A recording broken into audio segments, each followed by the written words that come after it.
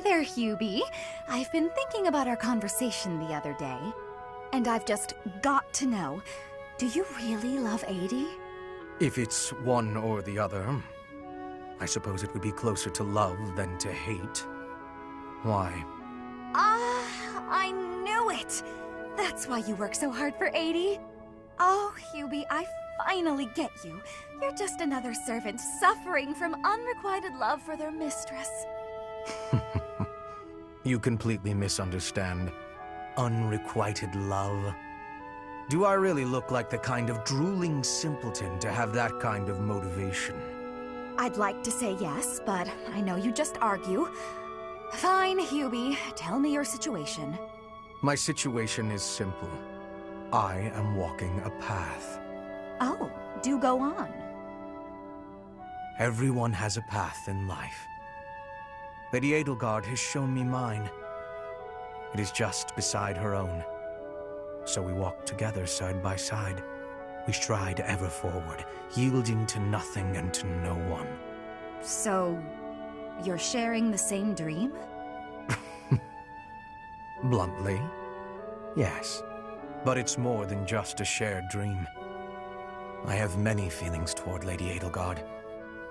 Gratitude, respect, awe, empathy, trust, hope. Okay. I was teasing you, but I gotta say I'm just a little bit jealous of you and Adi. That you're able to embrace these feelings and stride forward along the same path. You're lucky, Hubie. I don't know if I'll ever get the chance to experience anything so utterly operatic. Why not? Because I figure the best quality in a partner would be that they make me happy. And loving another is really about wanting to be loved. I'm pretty sure that's different from how things are with you and Adi.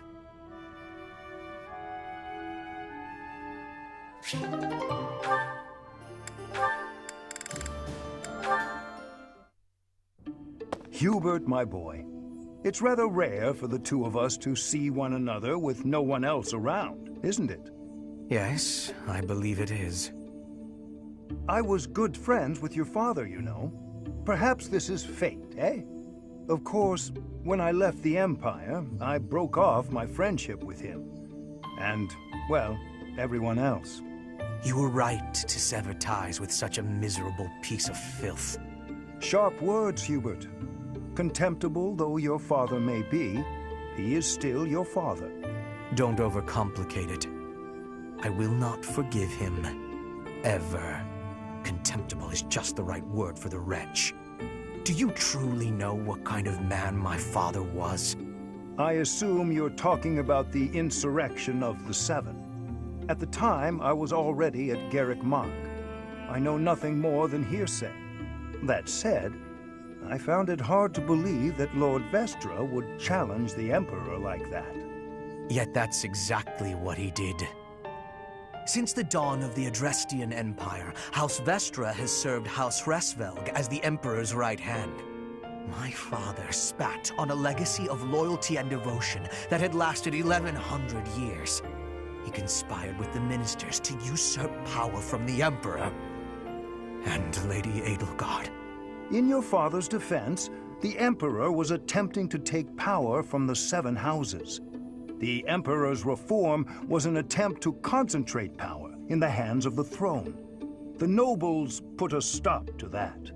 Emperor Ionius lost the ensuing power struggle. Now it is the nobles' turn to suffer defeat. Her Majesty will crush all who oppose her. You hope she can cease this never-ending conflict? That's quite a goal, Hubert.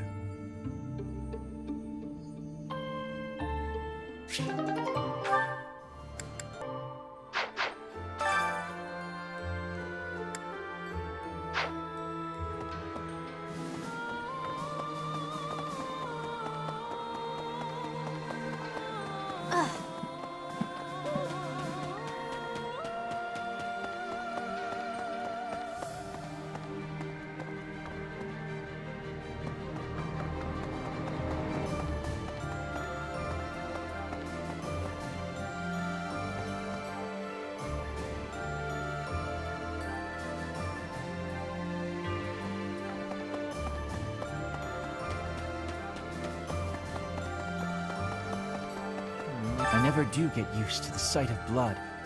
It always makes me feel as if I might faint. I suppose I've told you that, though, yes? I have no idea how you cope with it. I hope this war ends soon.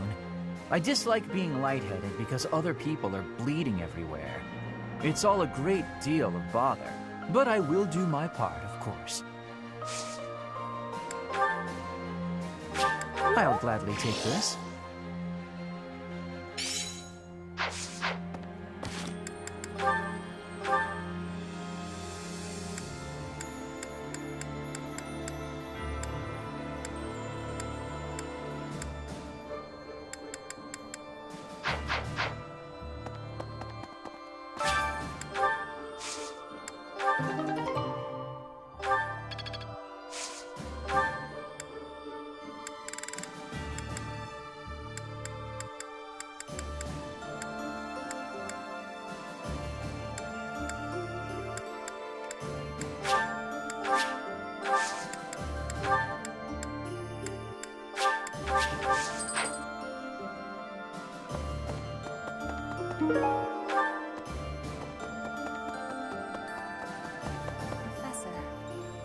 Since the past, I have learned much of the language of Fodlan. But speaking the Fodlan language still gives me difficulty. I can understand, read, and write with nearly perfection now. But understanding and speaking are fruits of a different color. Yes, I will keep practicing more.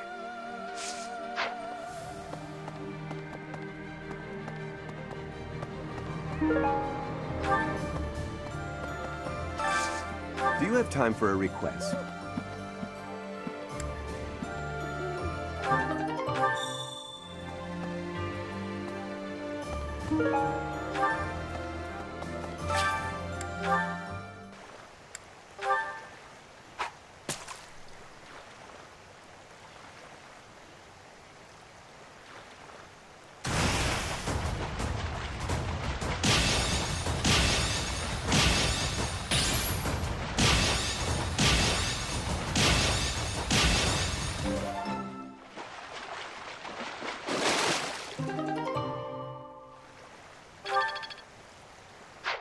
You've done me a great service.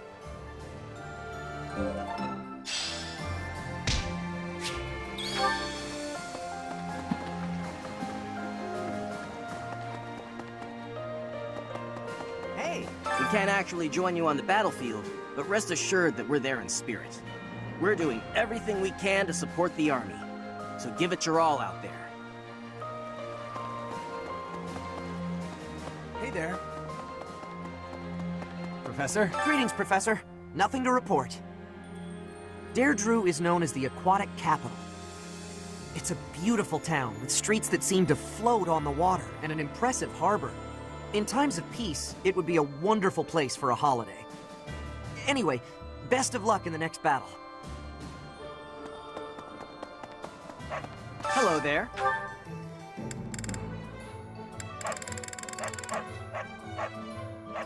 This one, yes? This one, yes? I thank you.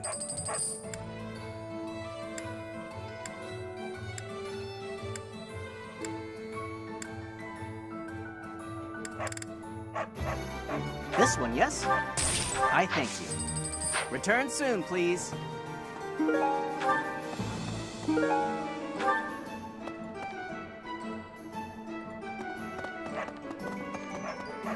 Unbelievable. I figured I'd have a look at how the kingdom is holding up while I was on the road. So I took a trip up north despite the cold. The borders were closed on every road. I wasn't even able to get into the kingdom. Every crossing point was guarded by grim-looking armed soldiers. It was all very imposing.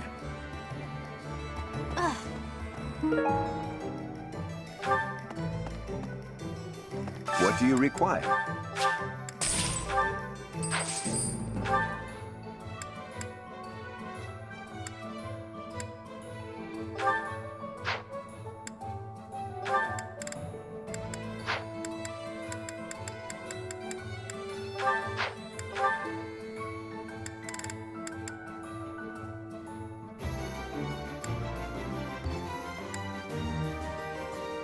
Do you want to hire this battalion? We'll do our best.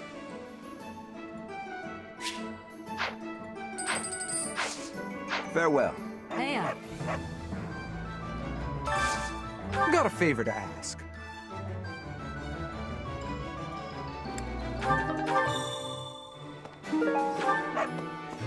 Hey there. Hey there.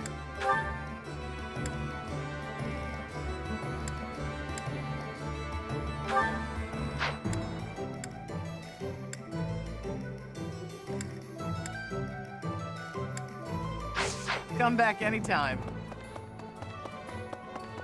Professor?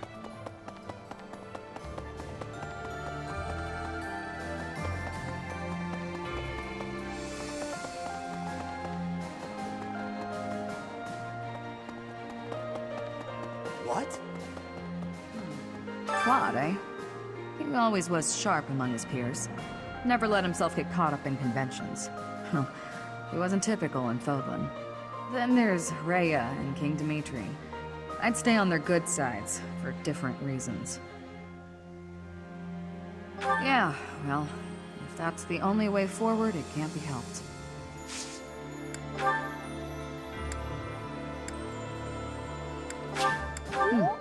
Thanks.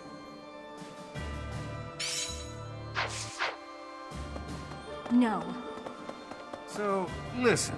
The Gloucester and Ordelia houses have territory in the southern regions of the Alliance. Everyone knows they support the Empire, so they won't get in the way of our armies. Hi. 5 years ago, during the attack on this place, you allowed me to join your side. Since then, I've risen through the ranks. And now I'm a general leading my own army. In this invasion of the Alliance, I've been entrusted with maintaining the supply lines and keeping the Goneril territories under control. That's why I won't be accompanying you to Deirdre. Please look after Lady Edelgard.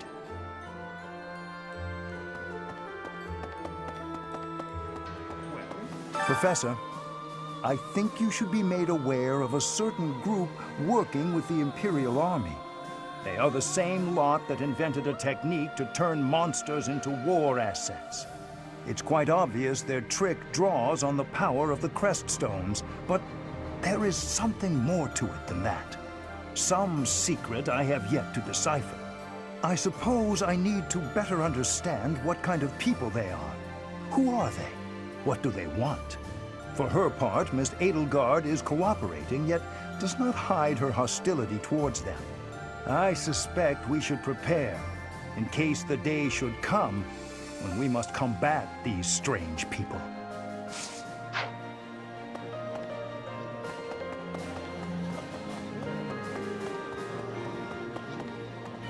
Hello. A hungry hero is no better than a well-fed soldier. Do you know that saying? No? That's because I just made it up. If you're hungry, you're never going to be at full strength. Keep your belly full and stay strong.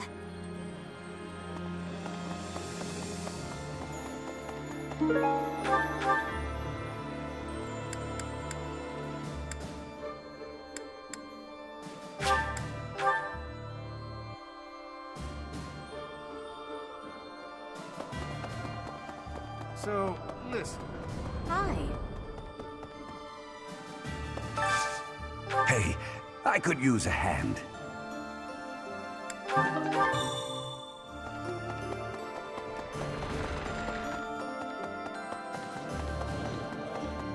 Hey, I have been wondering something.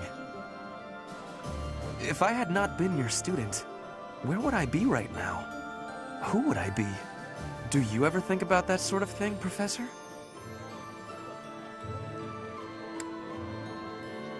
Ah, so you do think about such questions. You can never find answers, though, right? We cannot turn back time. So there is no way to go back and try a different path.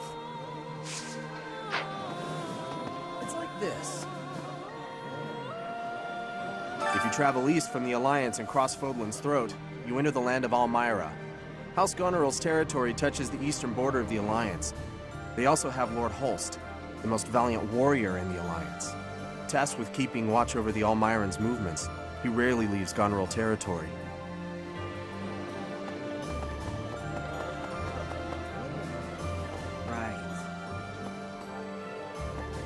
A moment, please.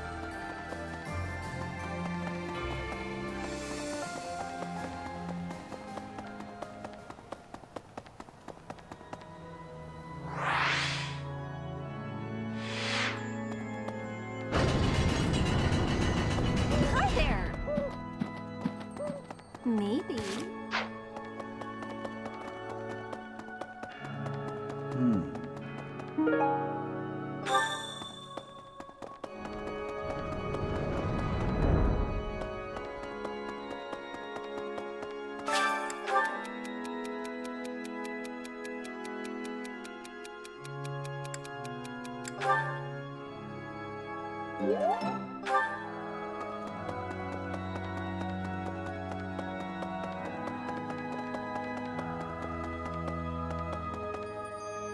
Need something? See you again soon.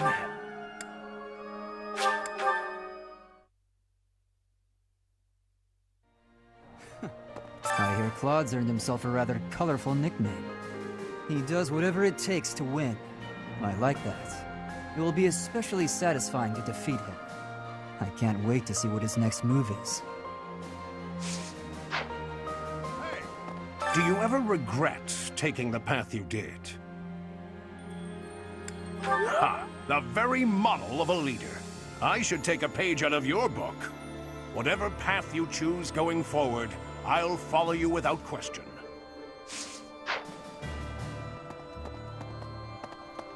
Claude. Claude. Which one was he again? Oh, right. Yeah, of course I remember him. It's just, I can't picture his face. Don't remember what he looks like. I'm not sure if I ever knew. Oh well, he's just another enemy now, isn't he? What? Am I not supposed to say that? Thank you!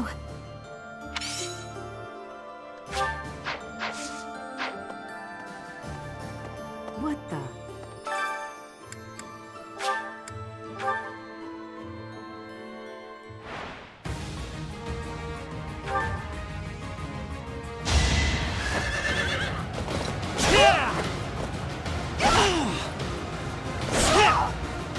This is the cost of war.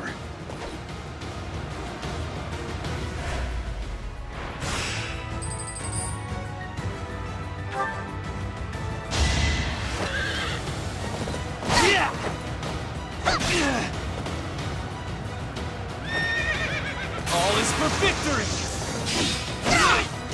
I will see this war through.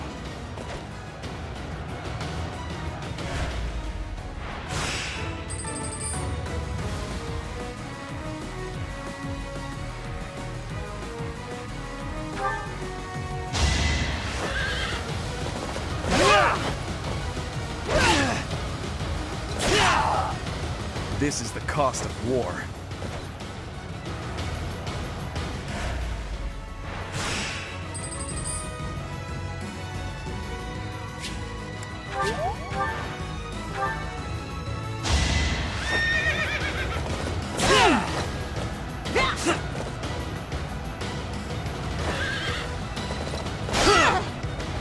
If I live, I fight.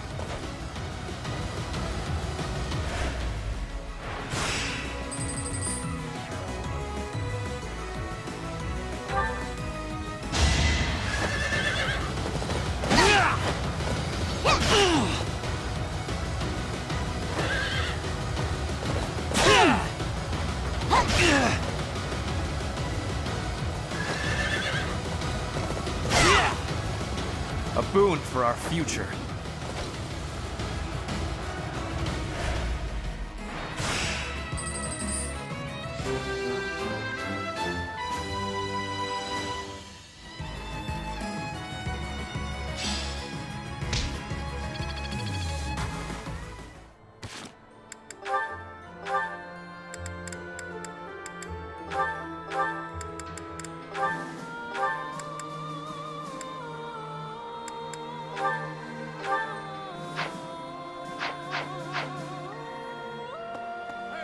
To tell you the truth, I used to be a knight of Seros. But at some point, I just couldn't follow the Archbishop anymore. I ran away in secret, and decided to join the Imperial Army. When I found Alois here, it made me feel much better. It meant I'd made the right decision. Ever since that day you disappeared, the Archbishop has been completely different. She started laughing as if she was possessed and spouting complete gibberish.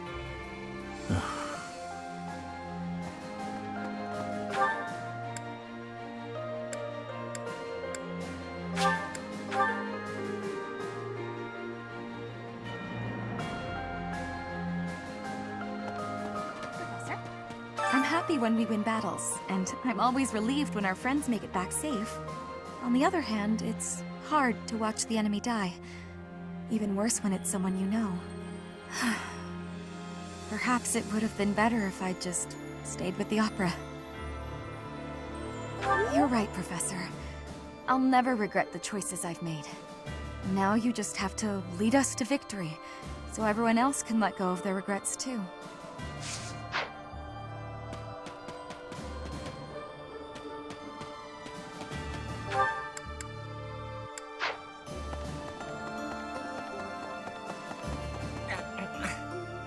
Didn't they used to call Claude the Master Tactician?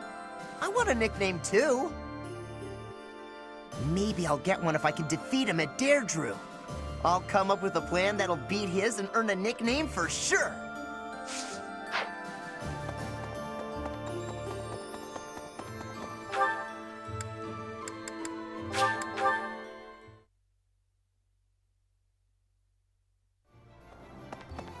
Hey, Oh, good.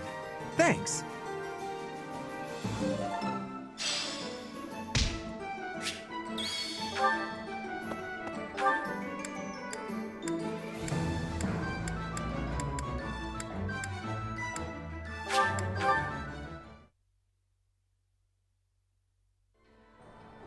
Yes. hey, The Alliance troops were nothing to turn a nose up at. They were pretty strong, and brave, too.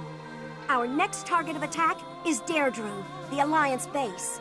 Better stay sharp, even if we do have superior numbers.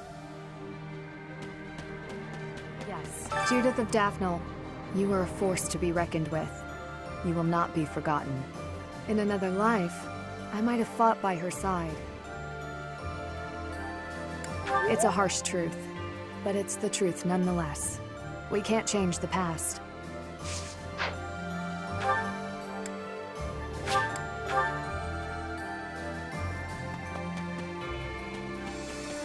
Big brother always gets so fired up. Better keep an eye on him. Oh, sorry. I was just talking to myself. I hear you're heading out to Deirdre. Good luck with the battle. Hello.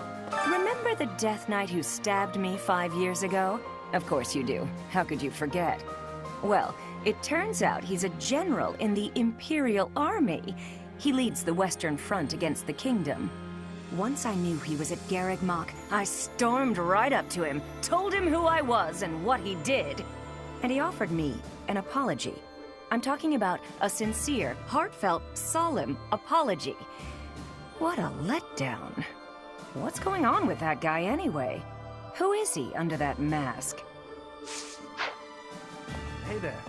Lately, the Kingdom and the Knights of Seiros haven't made any significant moves. I don't suppose they're going to stand by and watch while we attack Deirdre, though. That's why I've doubled our guard and instructed them to be extra vigilant. I will keep Garreg Mach safe. It is my duty and responsibility.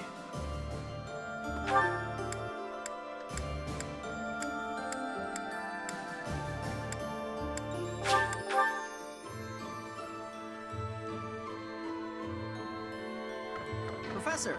In order to defeat a formidable foe, you must first learn who they are. How much do you know about the Alliance? The Leicester Alliance unites the feudal lords of that region. It holds regular roundtable conferences where they vote on their policies. However, only the 5 great lords are permitted to vote. Duke Goneril, Count Gloucester, Count Ordelia, Margrave Edmund, and their leader, Duke Regan. Their titles were originally granted to them by the royal family of Farkas, about 300 years ago. The Alliance was still part of the Holy Kingdom of Fargus, you see.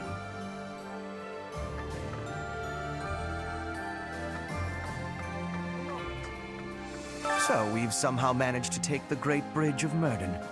That means House Gloucester should now be ready to join the fold more formally. We've blown a major hole in Claude's plan to preserve the Alliance. We should press on to Deirdre before he has the opportunity to adjust his strategy. I have a request for you. I have a request for you.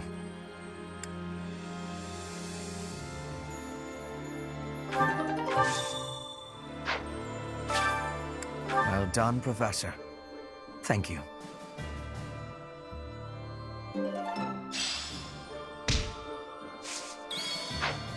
So we should press. Thank you.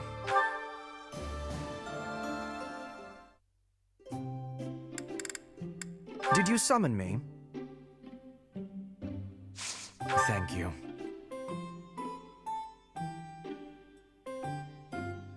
Flavorful.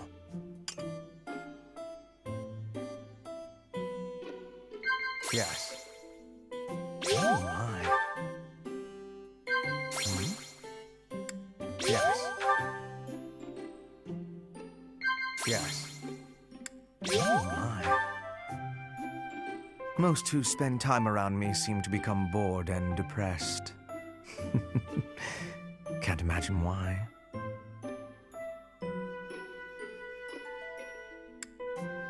No. Thank you. This was more enjoyable than I thought.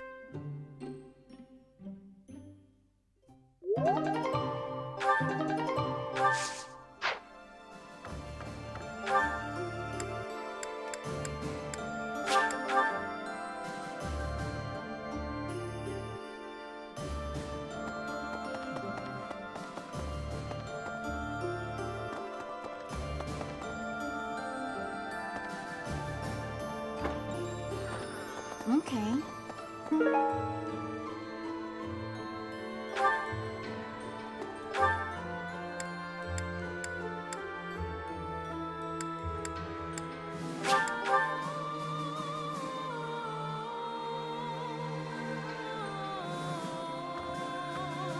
Professor, a moment. So we should press. I'll take it.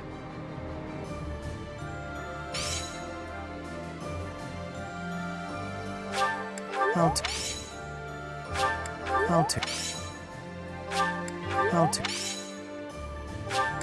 take. Well done, Professor. Thank you.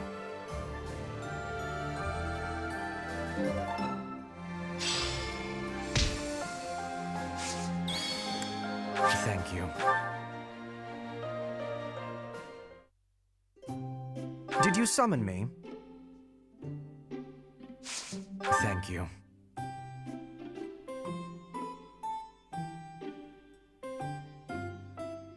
Soothing.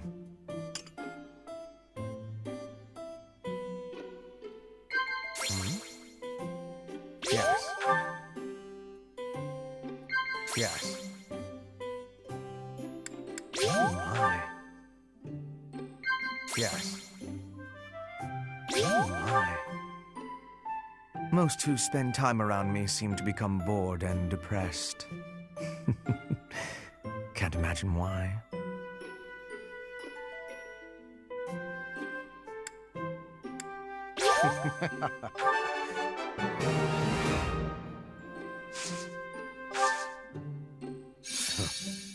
Surely not. Professor! Oh my. Hmm?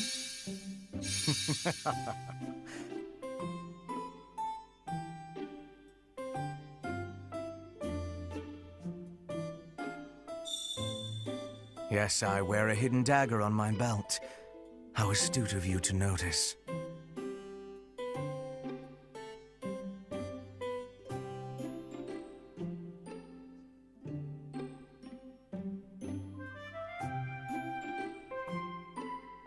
flavorful. Do you honestly have nothing better to do? Well, I suppose I shouldn't chide you.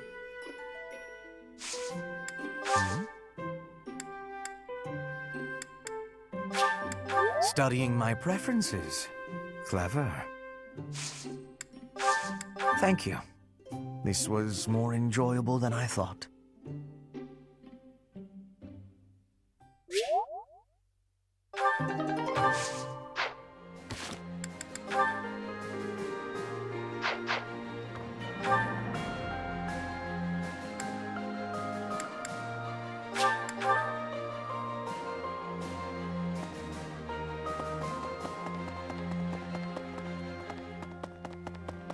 Professor?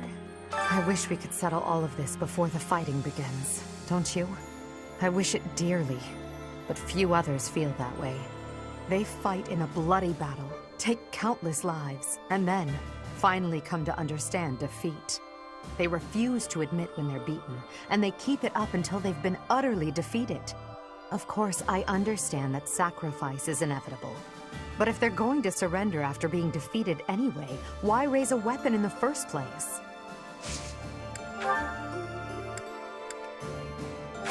Thank you for this.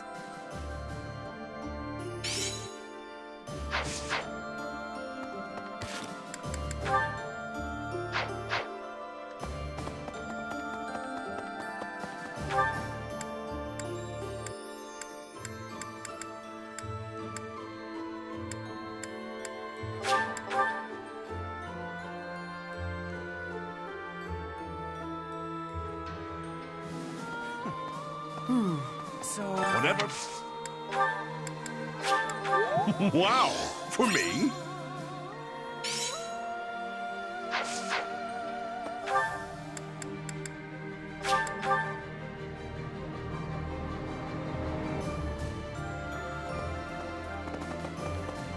Professor? Professor?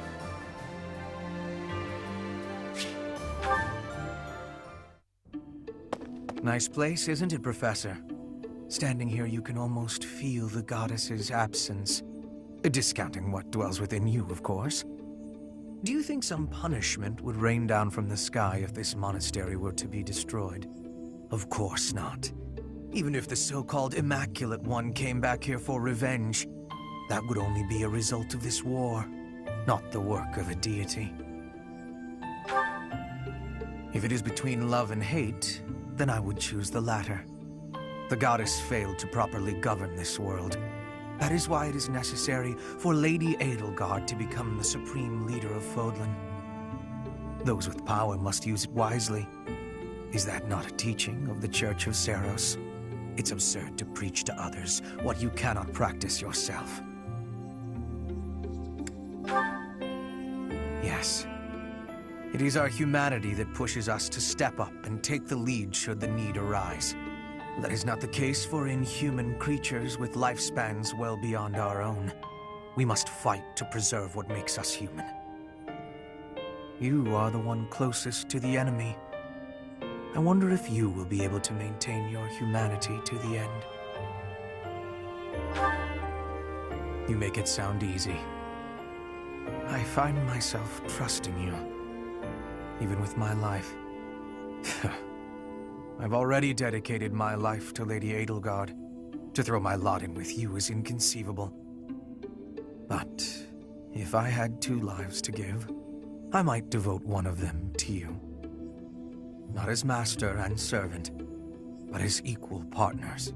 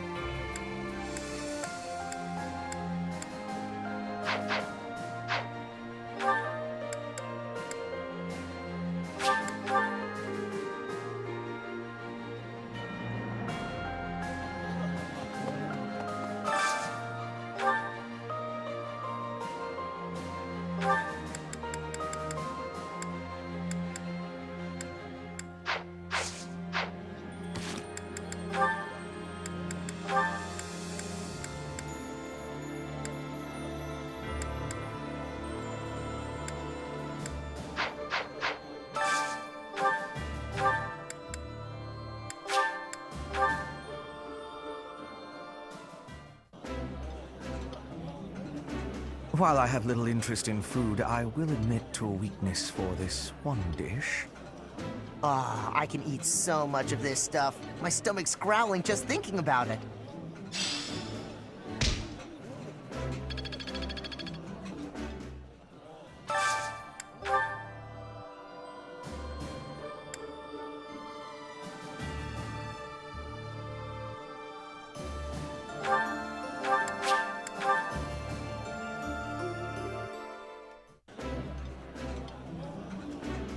Ferdinand, I hope you'll take this opportunity to speak freely to me. I do not require your permission to speak my mind.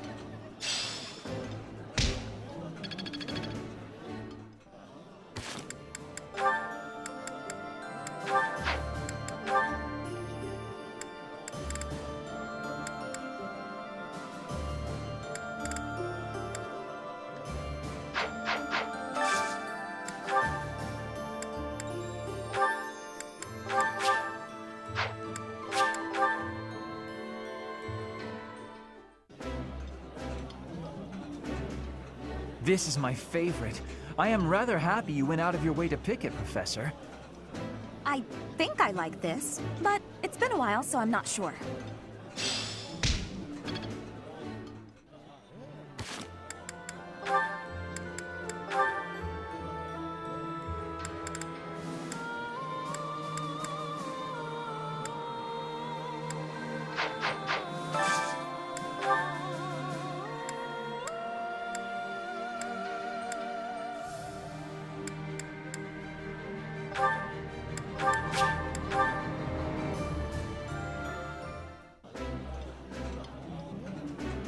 Ooh, this is my favorite. You've got great taste. That looks appetizing.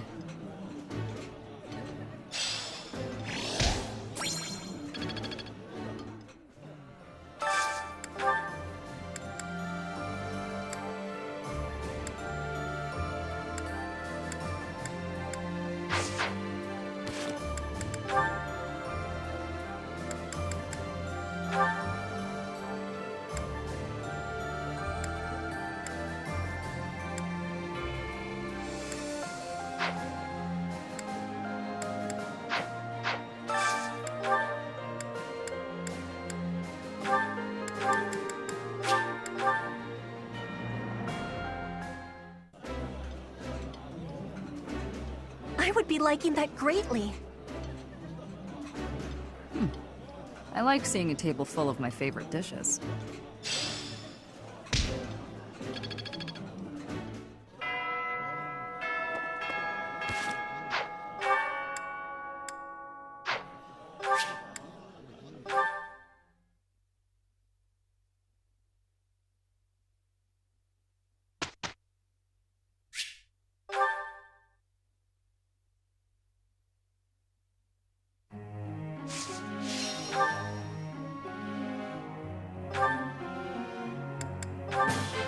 I still have much to learn. I'm improving, thanks to you. I still... Nothing worth celebrating.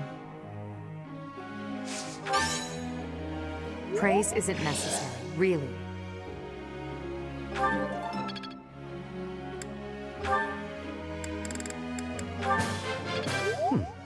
One step closer to mastery. It's all in there.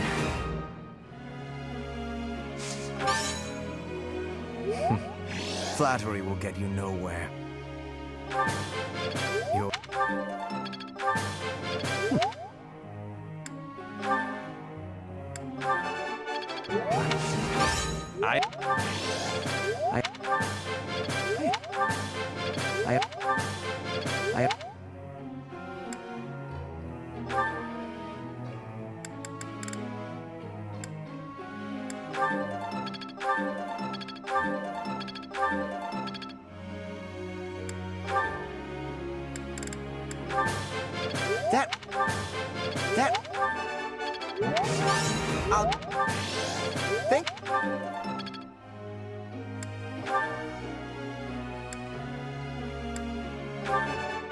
I got it.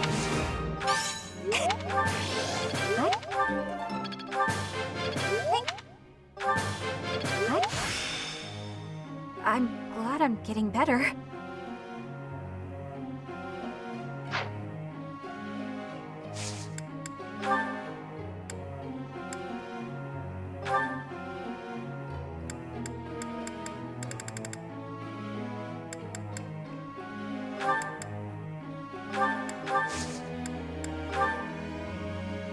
I have a question.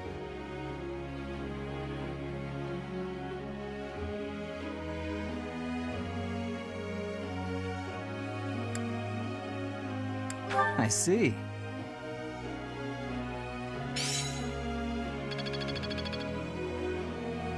Professor.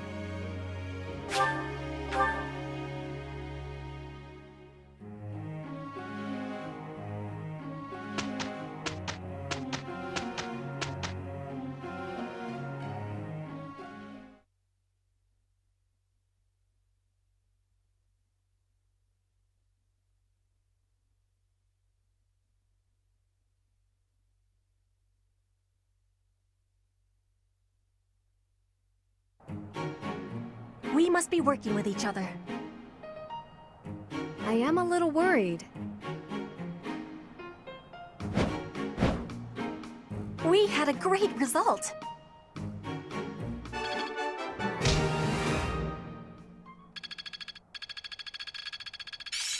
I suppose it's working.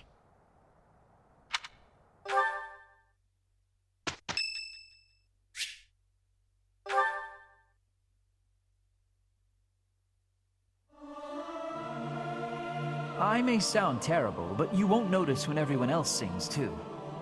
Not sure I should sing with everyone. I'm not great at harmonizing.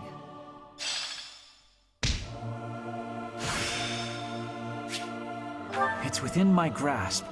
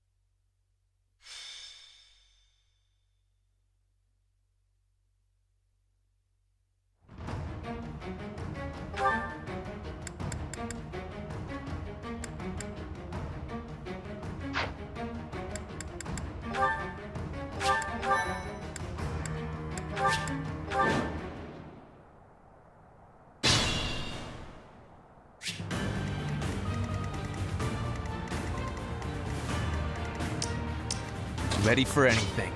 I do this for all of us.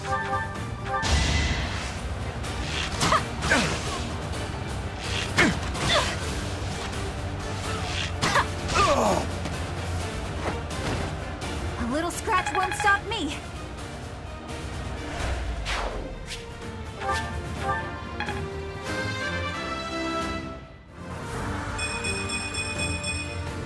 Only the strong survive.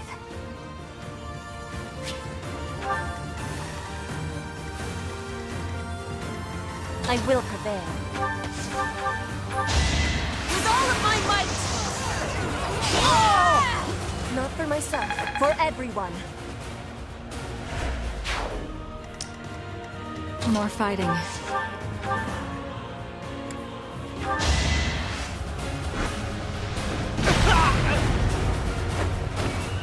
Winning is what matters.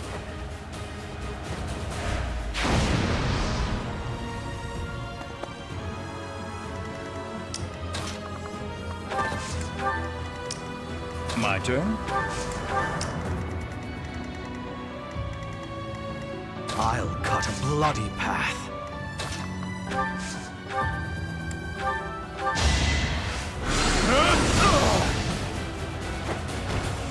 Did you think I'd let you go? For the Empire.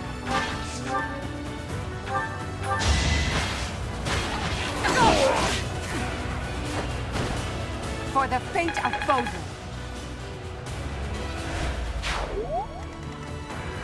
I'm awake. Put me in there. It's my strategy.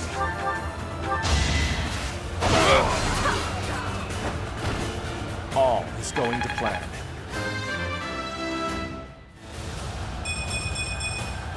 I've still got hidden talents.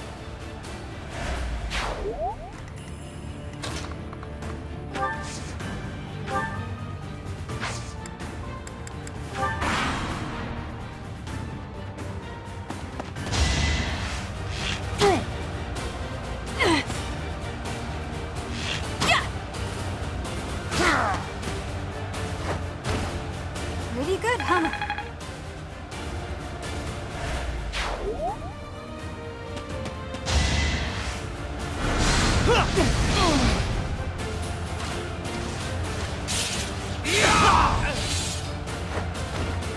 I must lead them well.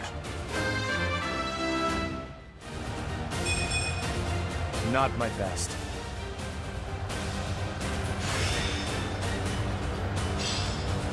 This experience is critical.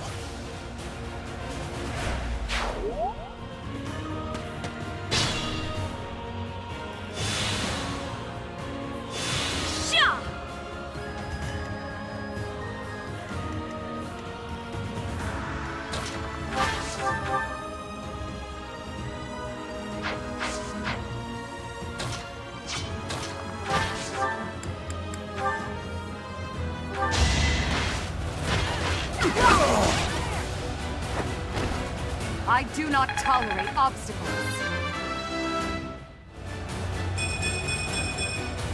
I'll grow as strong as I can.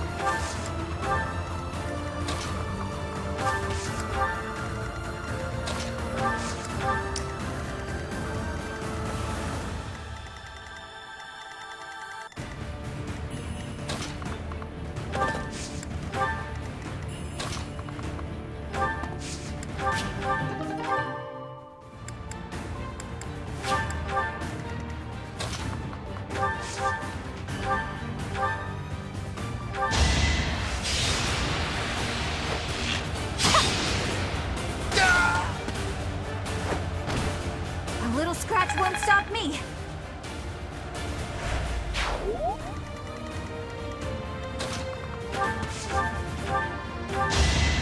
One of us has to die. This is my stage now.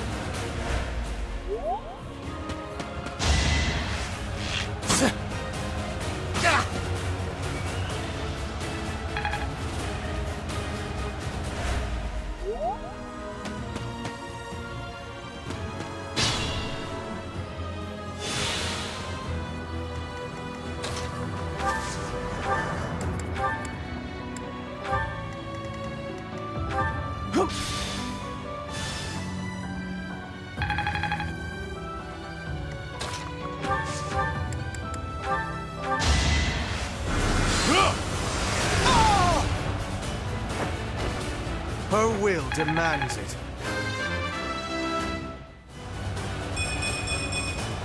Not my goal, but a means to an end. This should prove useful.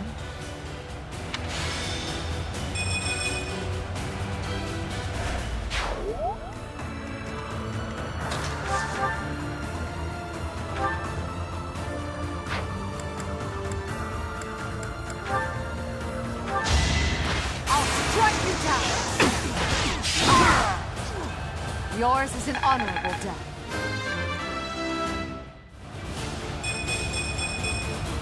I've no time to idle.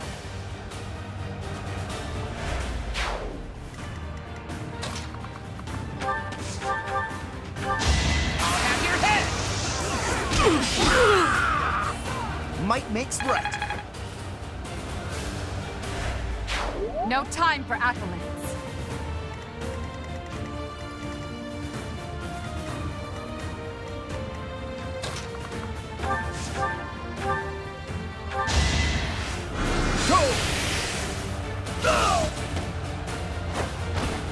I'll dirty my hands if I must.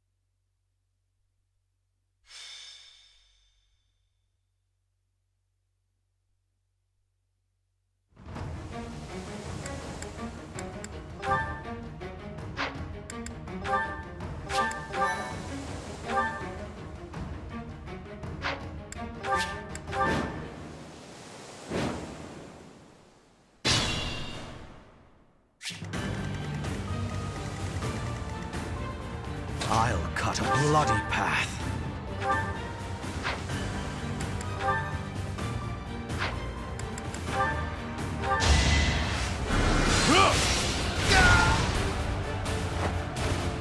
Hardly worth the effort.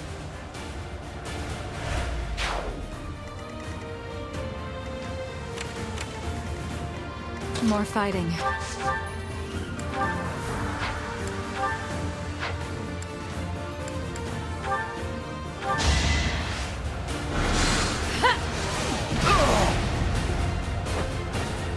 Only thorns left on this rose. I do this for all of us.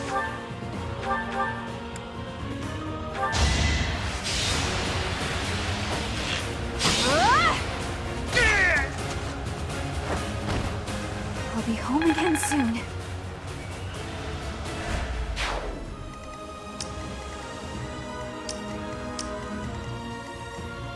I'm awake. What's my strategy?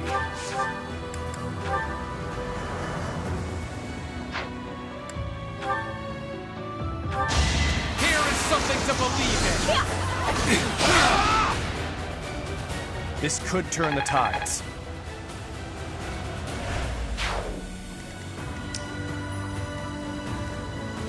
Put me in there.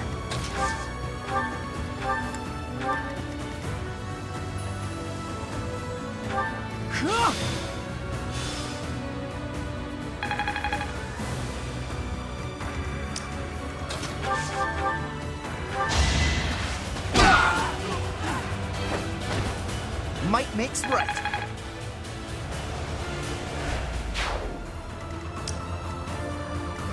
For the Empire. My turn? Ready for anything. I will prevail.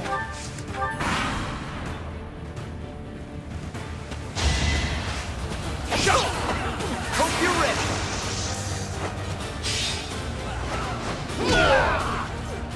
You're all going down.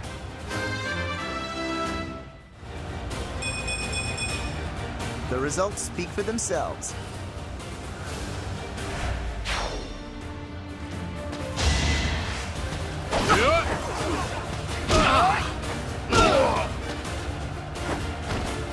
Might makes right.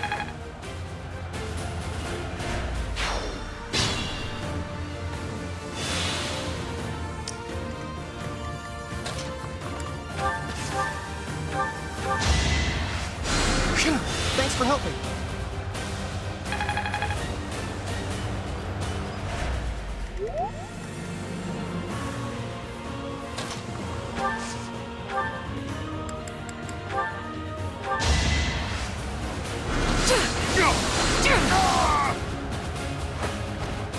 This is my stage now.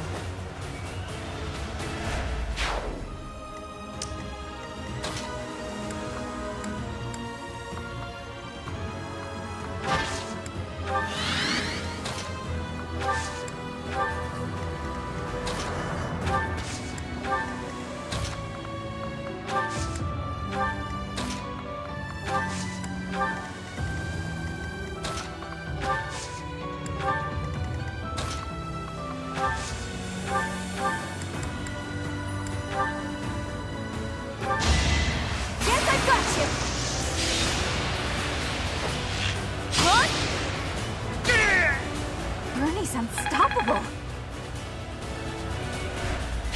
Impressive as always.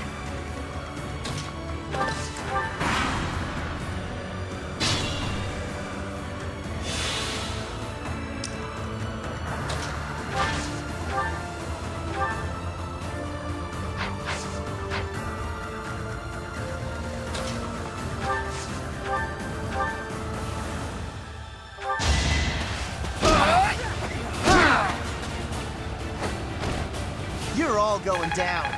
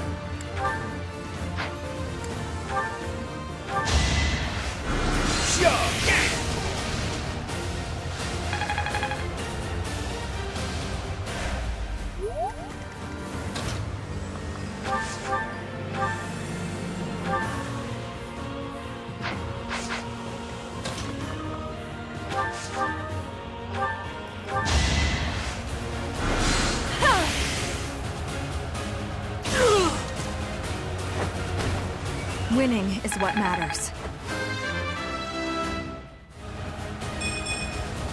Maybe it's better this way.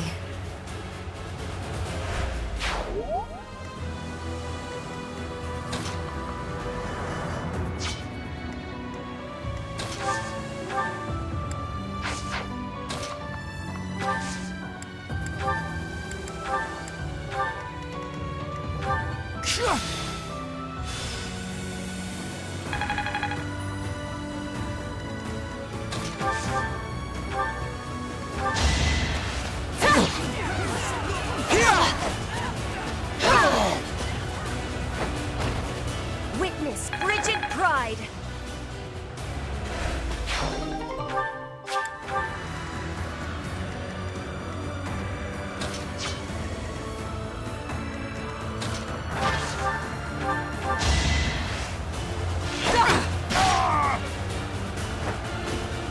Let's keep up the pace.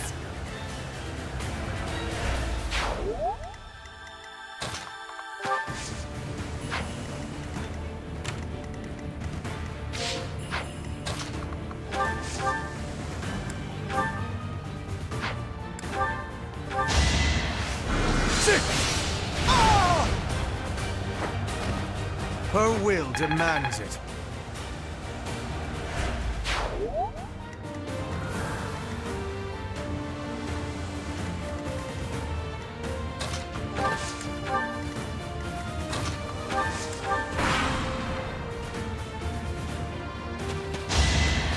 I'm not going down! Who's next? Get in line!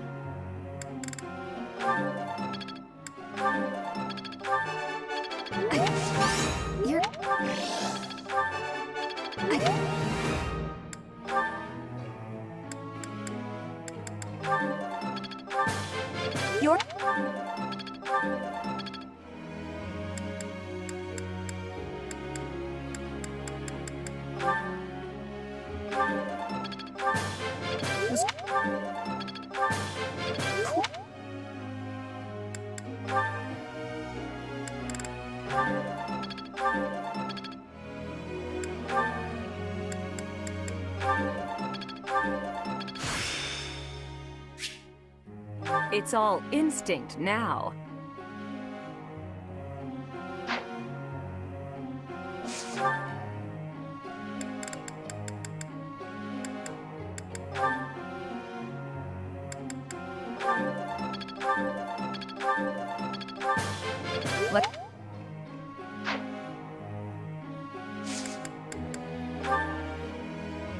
Professor.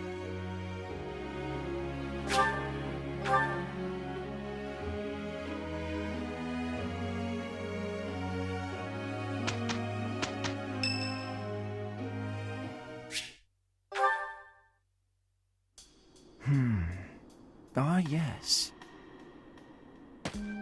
Professor, what brings you out so late? Oh, that was likely my voice. I've been worrying about something. I asked you once to help me achieve my goal of being a person who can simply nap all day. Then I thought, if the world becomes a peaceful place, all my Crest research might be for naught. Well, I don't see how Crests have much use in times of peace. Certainly there are Crests that make you stronger and could be used in engineering. And I suppose Crests that increase magical abilities might help doctors heal injuries. Still, the possibilities seem limited. It's as if Crests were designed to be used only in times of war. Their power meant to bring about death and destruction. I cannot prove what I say is true, but suppose for a moment that it is. The longer this war goes on, the more useful my Crest research becomes.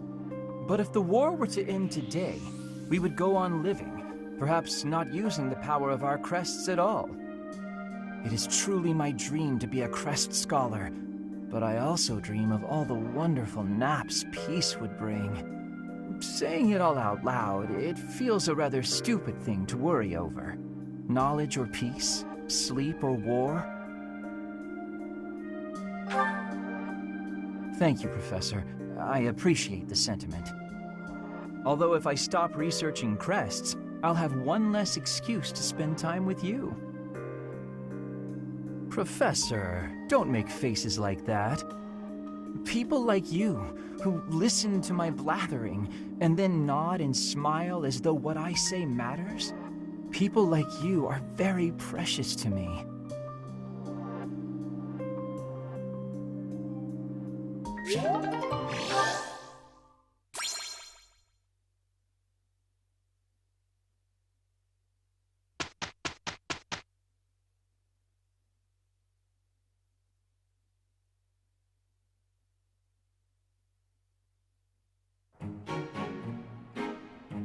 He did well enough.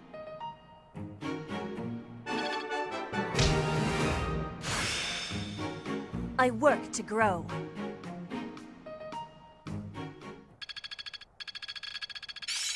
Growth sustains me. I still have much to learn. I'll make good use of this power.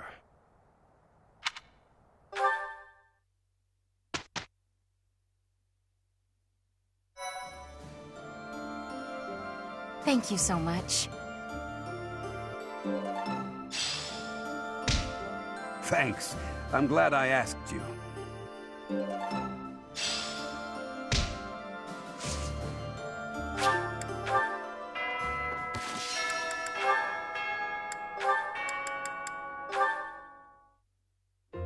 You were rather quiet in the last battle, Caspar.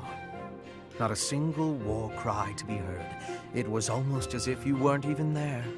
I did it just for you, Hubert. Isn't that what you wanted? Weren't you the one who said my shouting would cause problems? Yes, I was. And at the time, you seemed intent on ignoring my advice. Well, that was then. Recently, my behavior caused trouble, just like you said it would. I was shouting the other day and some enemies heard. I pretty much gave our position away and left us open to attack. I mean, it turned out fine in the end, but someone could have died if things had played out differently. Anyway, I did some self-reflecting and realized that I probably shouldn't shout so much. A decision that I'm proud to say I came to all on my own. All on your own, huh? It was a bad decision. Being too quiet on the battlefield is extremely dangerous. I'm sorry, what? That's the exact opposite of what you said before. Having seen you fight in silence, I have no choice but to accept the truth that your shouting is vital. What in the world are you talking about? We've all grown used to the way you fight. Your battle cries help morale. And your instructions rise above the din of battle. I would go so far as to say that the soldiers under your command would be lost without the guidance of your booming voice. I really don't get you, Hubert. You inspire people. The benefits of your shouting outweigh the risks. Something wrong? Yeah! I'm back! If you want me to shout, then I'm gonna shout! I'm not even gonna think about it! I knew you'd come around! Don't get too excited. You'll be ambushed again. Then I guess I'm gonna have to fight some guys while shouting! That might have been the wrong approach. Ah, well. No cure for stupidity. I suppose I'll just have to rein him in myself.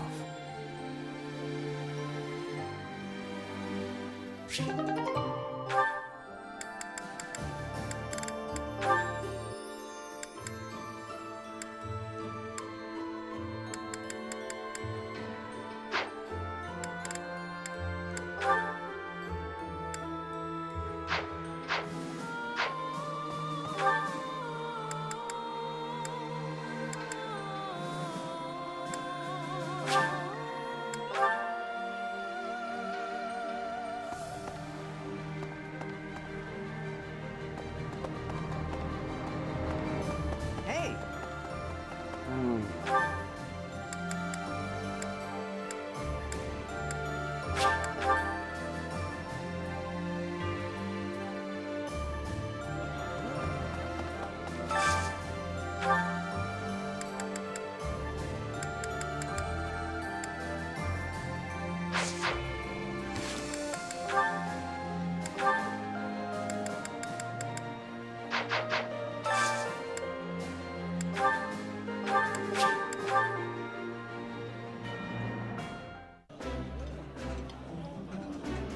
While I have little interest in food, I will admit to a weakness for this one dish. I would be liking that greatly.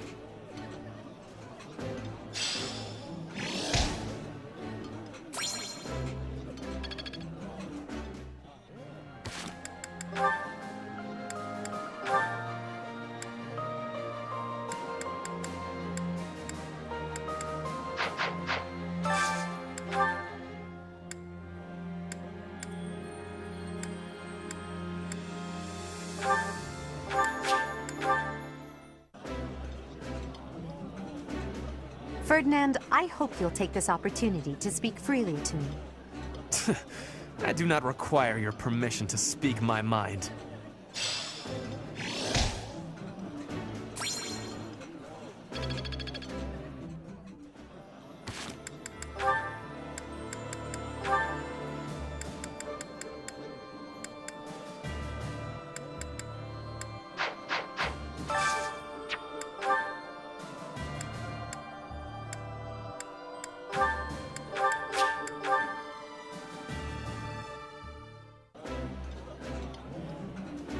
Yeah, it's evening time! Come on, let's dig in. Caspar, do develop table manners. Begin by chewing with your mouth closed, especially when I'm around.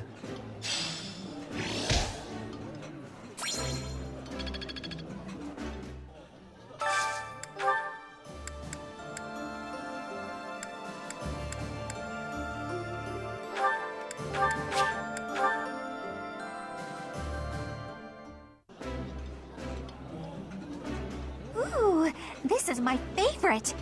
You've got great taste. That looks appetizing.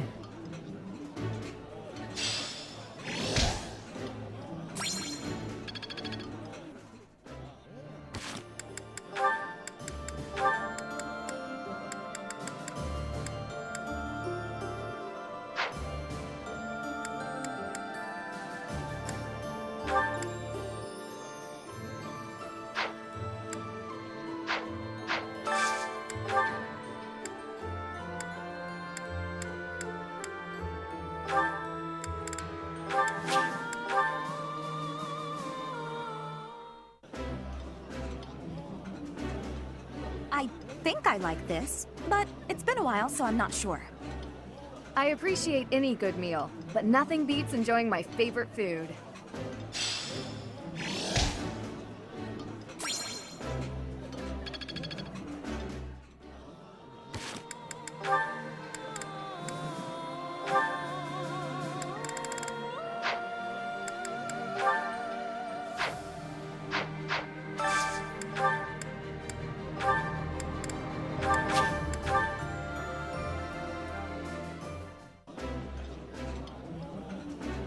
Oh, my favorite food! You've got to try this. I like seeing a table full of my favorite dishes.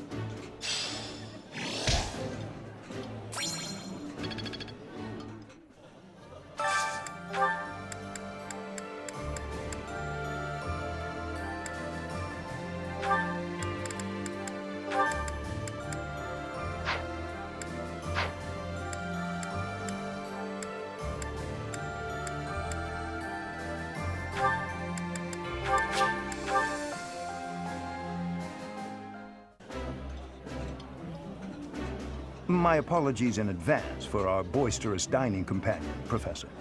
Professor, please allow me to apologize for the unprofessional behavior of my colleague.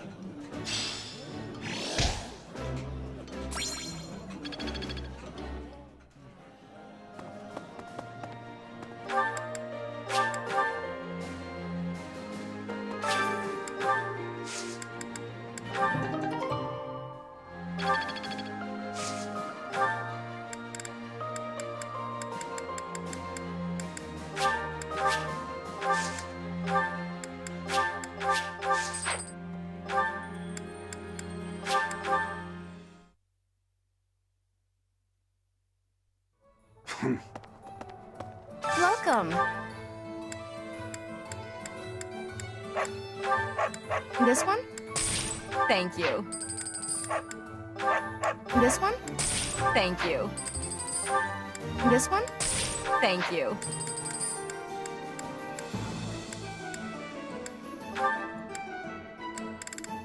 This one? Thank you. Please come again.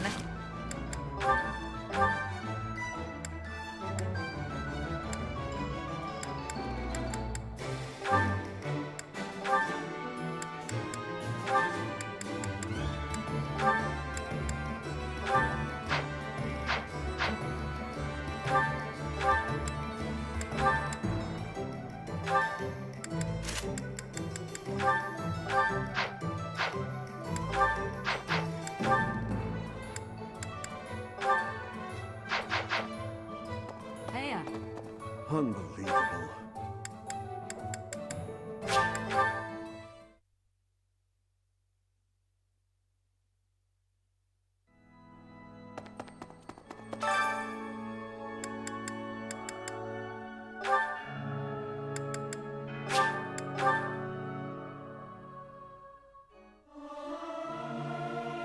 Professor, let me sing for you.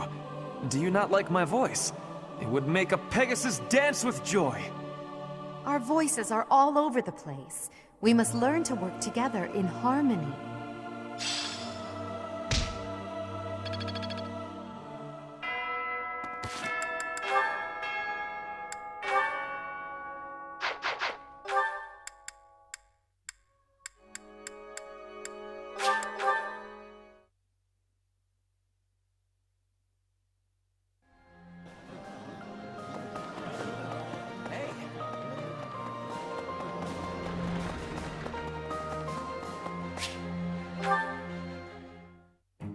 Hello, Professor. What brings you here? Fancy a bit of fishing? You know, I can hardly go fishing without thinking of old Jeralt. He and I would just sit here, casting our lines again and again. I'm no better at it now than I was then. Not a single nibble.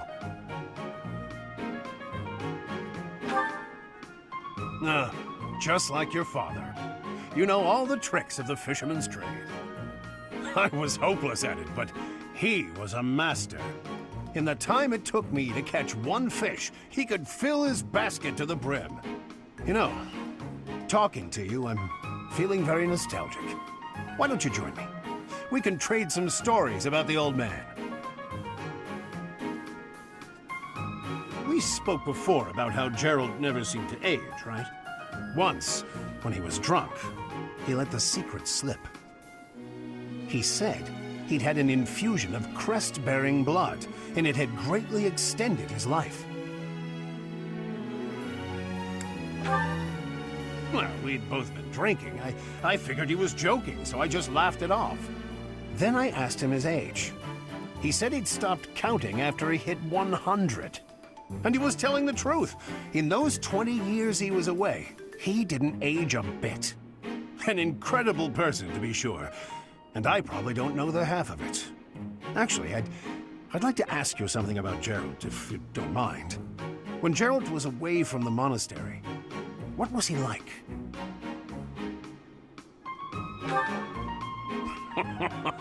In other words, he was exactly the same.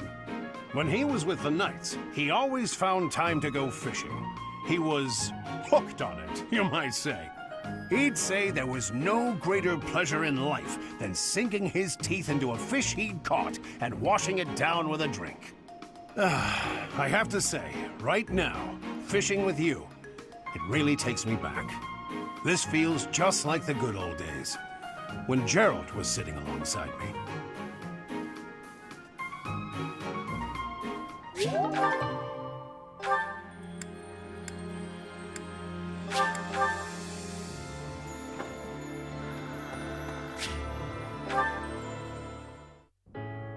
Yes? Oh, it's you, Professor. I was certain it was Hubert coming to drag me back to my duties. Your Majesty, you must know your supreme talents are needed at present. Why not gaze at these documents instead of the sky? Doesn't it? And the worst part is that he's always right, so I can't even argue with him. But that's enough about Hubert for the moment. While I have your attention, I'd like to thank you for your help in that last battle. As you well know, I'm perfectly capable of commanding the army by myself. However, when you're around, it's somehow different. I'm not sure I can properly explain it. I suppose your perspective on the battlefield is simply sharper than mine. When you're devising tactics and tricks for us, it's almost as though you can read the enemy's mind. There's no getting around it. Your talent for strategy far exceeds my own. I'm quite jealous, in all honesty.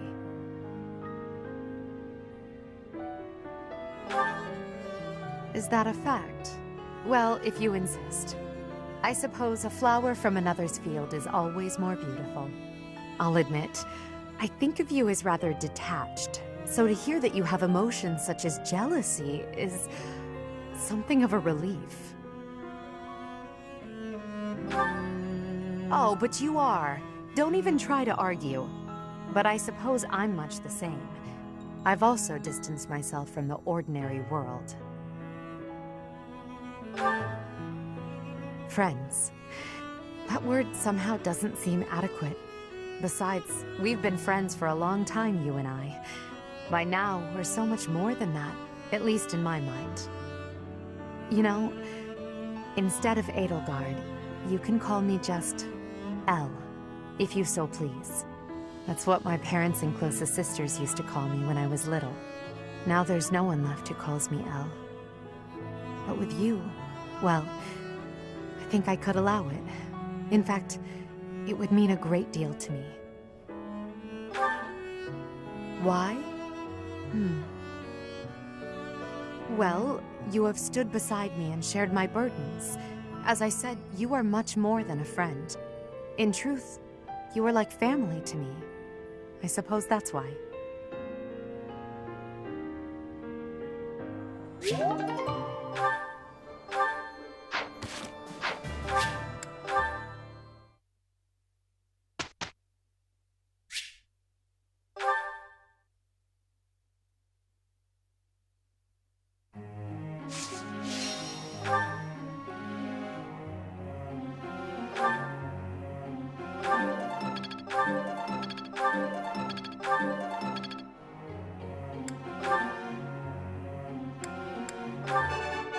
It's all in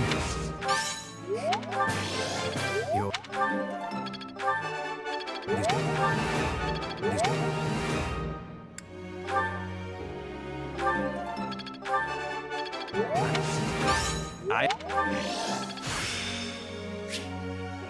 Another gain from mortal risk.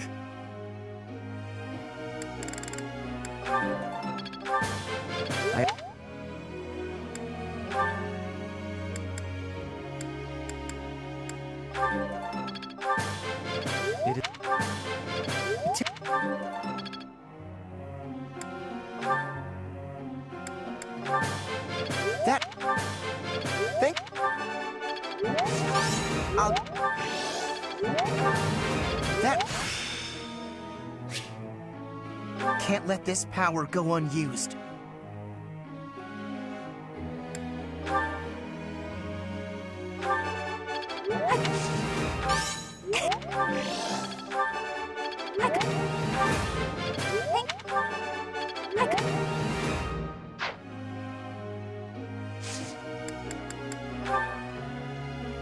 Professor.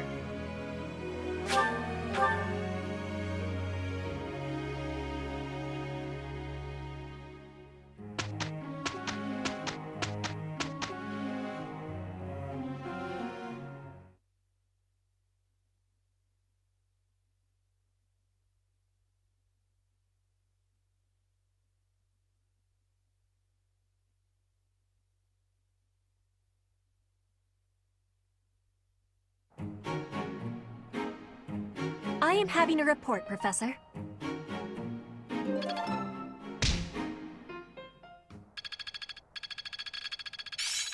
Growth sustains me.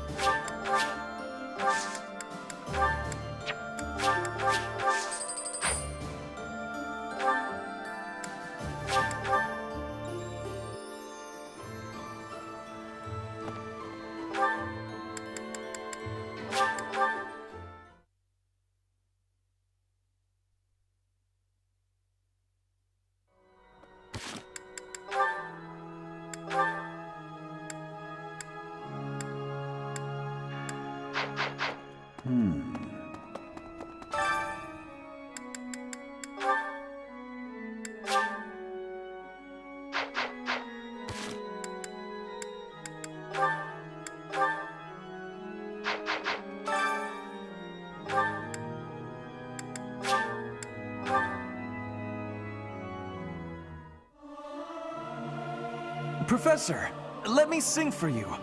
Do you not like my voice? It would make a Pegasus dance with joy. Our voices are all over the place. We must learn to work together in harmony.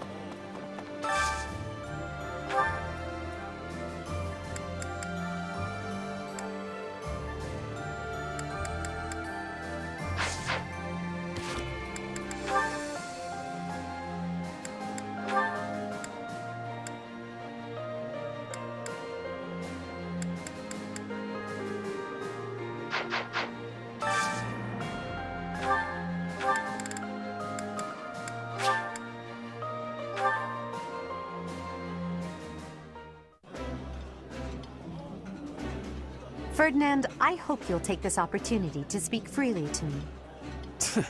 I do not require your permission to speak my mind.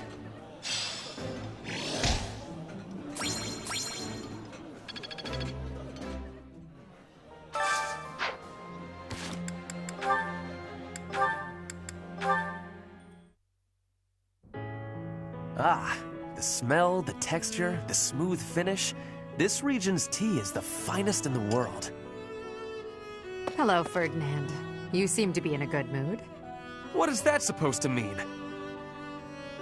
Perhaps you expected me to hold a grudge against you after our duel. In fact, I have moved on. Have you now? Well, I'm glad to hear it. I took it hard at the time, I will confess. I always thought that I equaled you in skill, or even surpassed you. But you showed me that I do not come close to matching your talents. Yet a true noble does not give up in the face of defeat. I will continue my training, and one day I will be an elite warrior. That is the path I must take, as a noble and a man of honor. You really are in a good mood. Your determination is admirable. Yes, one day I will surpass your abilities, and I will defeat you in combat. Ferdinand, there's something I've been meaning to say to you for a while now. Honestly, I couldn't care less that you are of noble birth.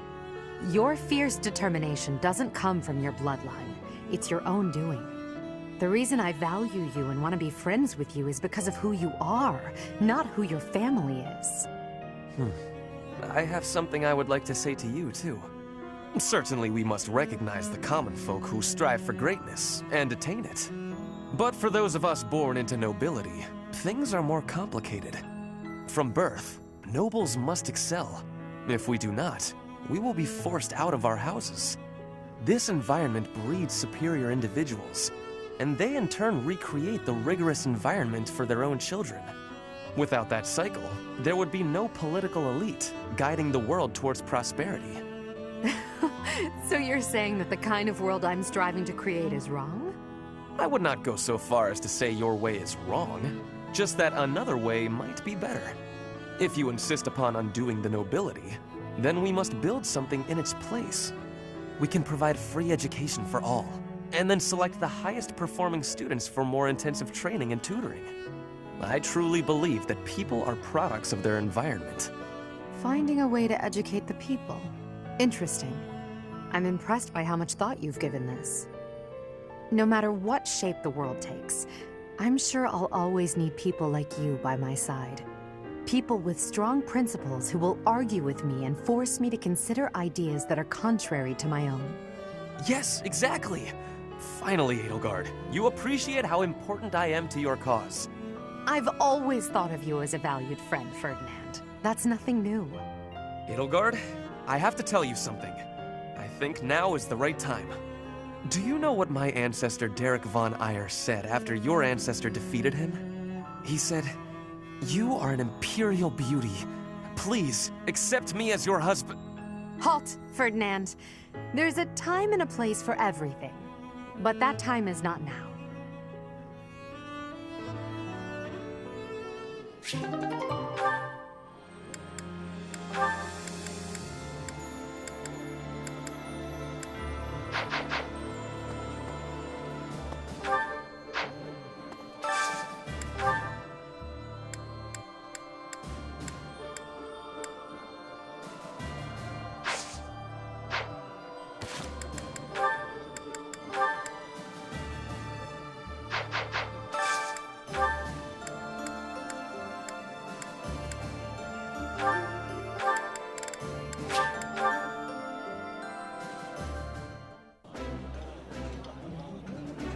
Ah, I can eat so much of this stuff. My stomach's growling just thinking about it. I like seeing a table full of my favorite dishes.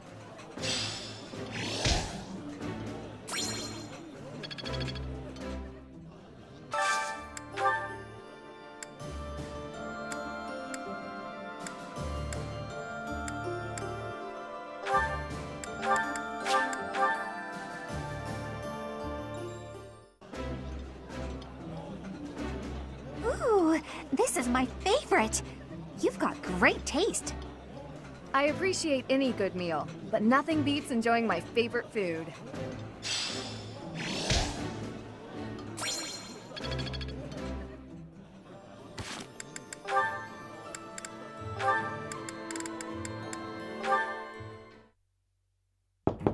Bernadetta, please come out of your room. You've been in there for ages. You need to train. No. Sorry, not happening. I'm not playing around, Bernadetta. This training is absolutely crucial to the war. I don't care. I can't handle it today. Please leave. Why did you come here? Why did I come here? I didn't choose to join the academy. I was forced. Then more stuff happened, and I didn't have a say in any of it. So, here I am. Somehow. I suppose not everyone has to be pleased about being here. But even so, Bernadetta, I'll ask one more time. Please come out of there. And I'll tell you one more time. It's not happening. Not right now. Not today. You leave me no alternative. If you're near the door, you'd better step away. Ugh! My door! Why? Now hurry along, Bernadetta. You've got lots of training to catch up on. Spare me! I'll train! I'll train! Just not with you. Anyone but you, please. Is that so? That presents a problem. I know we are two very different people, but whether or not you like me, we are on the same side and must learn to work together. It's not about any of that! If this is how you treat people on your own side, what do you do to your enemies? Don't ask questions you don't want answers to. I did what was necessary to get you to comply. Nothing more. I do hope that the professor will be able to help you through the rest of your training. In the meantime, I will fix your door. Good luck! Right. Okay. Good.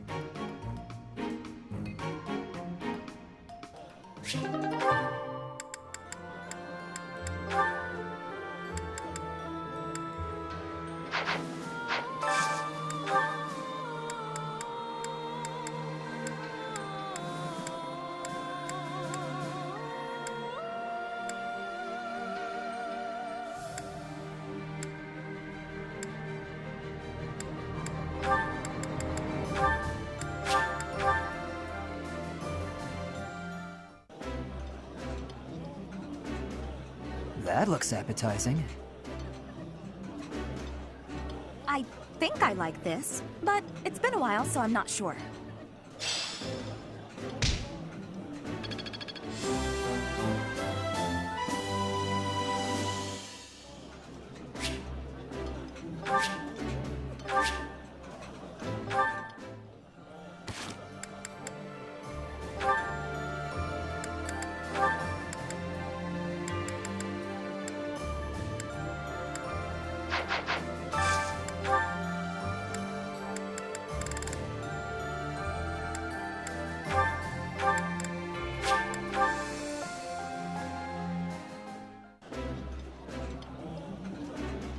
While I have little interest in food, I will admit to a weakness for this one dish. This is my most favorite dish of all. I love it almost as much as Crestology itself.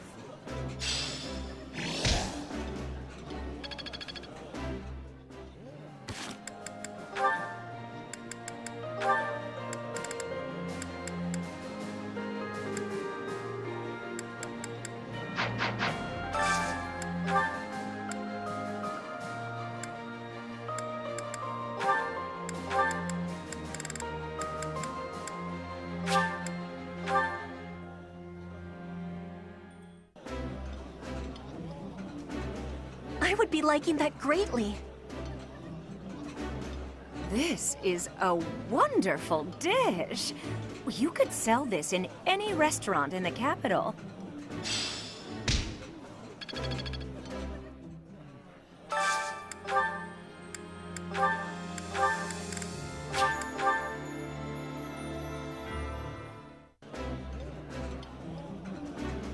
This is my favorite.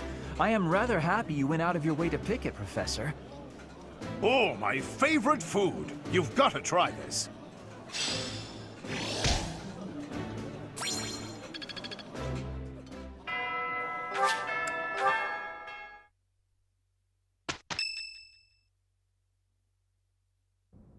It's almost time to depart.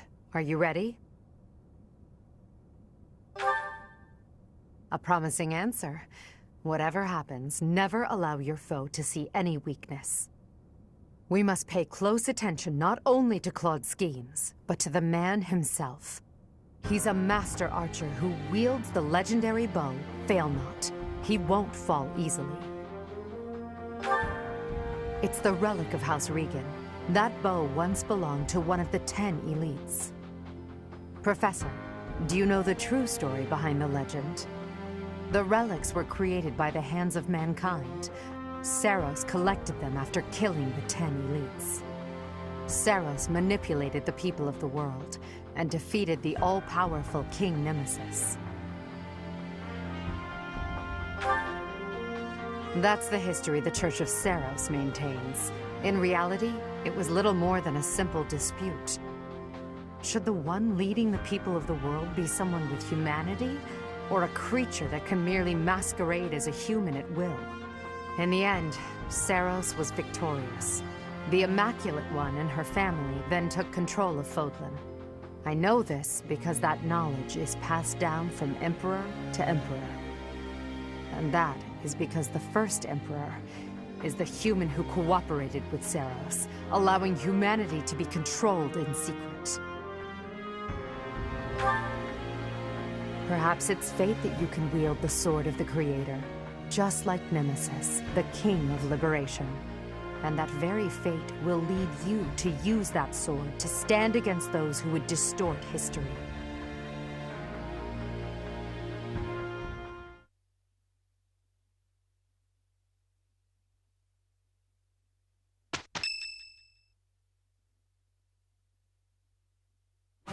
It seems they've set out from Garreg Mach. That's sooner than expected. Losing the Great Bridge of Myrddin was a serious blow. So is the fact that Teach is still alive. On top of all that, Judith. I told her to run if things look grim. Damn it. So many people will die, and by my call. And what of it? Would you rather turn tail and run back home? Nadir, you're really getting on my nerves. Do you have any idea how much of the Alliance adores me and believes in me? Well, I suppose it's quite a lot. Does that mean that... Yes, the plan is a go. I'm counting on you, Nadir. We'll make a good show taking down those who would assault Deirdre. People say our kind may not always win, but we never lose. Let's teach them the real meaning of those words. Now then, let's see what you're made of, Teach.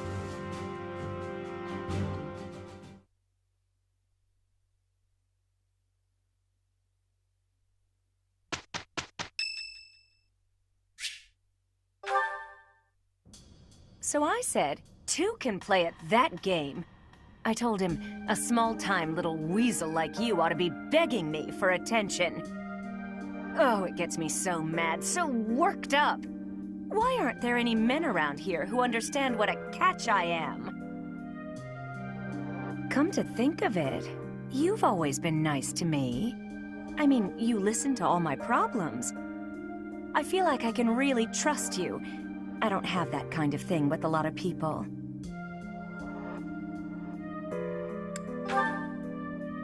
Just let's stop there, okay? You don't need to say anything else. I'd like to maybe talk about this once the war is over. Once we're all safe.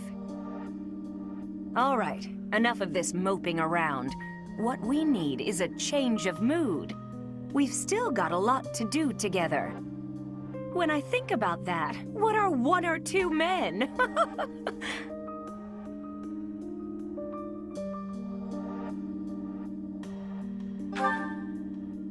What's wrong is, it's not just 1 or 2 men, it's more like 100 men, maybe even 200, more! I'm completely... Oh, I can't get out of this mood! Actually, I've got an idea. Exercise will help. I'm going to the training ground. Come on and give me a hand. Gonna work my anger out on 100 training dummies. Maybe 200 if we've got 'em.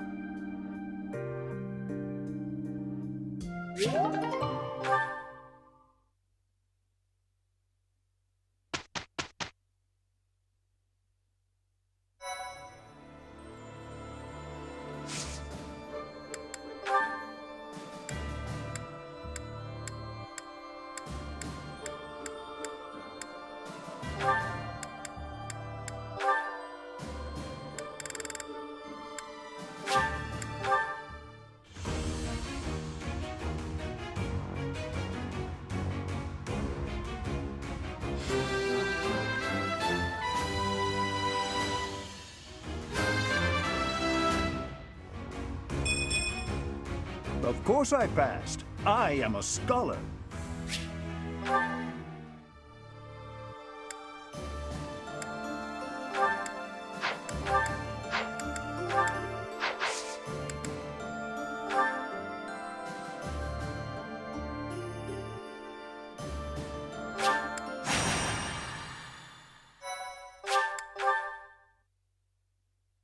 Thank you. North of the Great Bridge of Myrddin, the Imperial Army passes through the Allied territory of House Gloucester and invades the land of House Regan, which leads the opposition.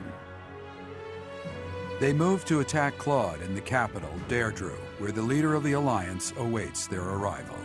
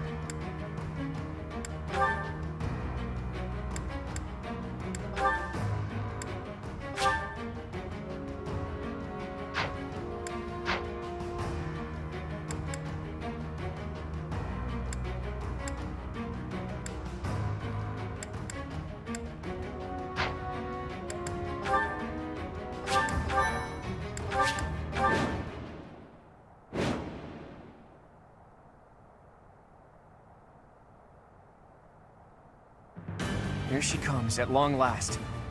I've done all I can to prepare. Let the cards fall where they may.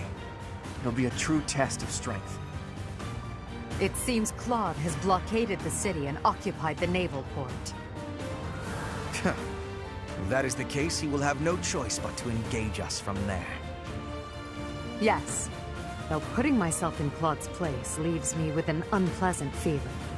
If we take over the port and close the entry to the city, Deirdre will be under our control. Each soldier should bear that in mind as they advance. There are 3 gates which connect Deirdre to its naval port. Taking the city will be easy once we secure all 3.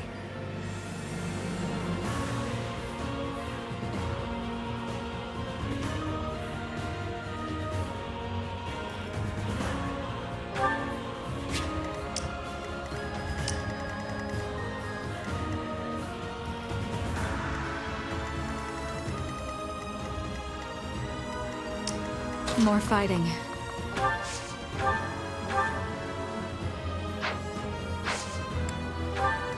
For the Empire! What's my strategy?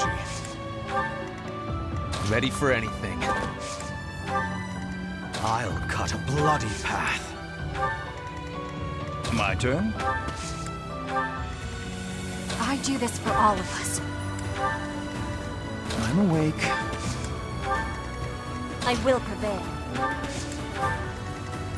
There's no stopping me.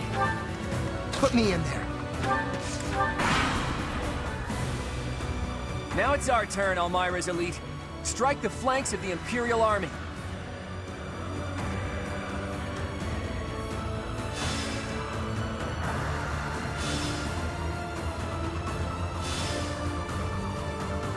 Those fangs and claws the Alliance fears so much will now be their salvation. Leave it to us, kiddo. My undefeated streak will live on. Another chapter in my heroic saga. That flag and banner. Is that the Almiran army? Ugh, you really did it, Claude. This is no ruse. That is Nadir, an Almiran general. Take care of them quickly, especially those Almiran wyverns.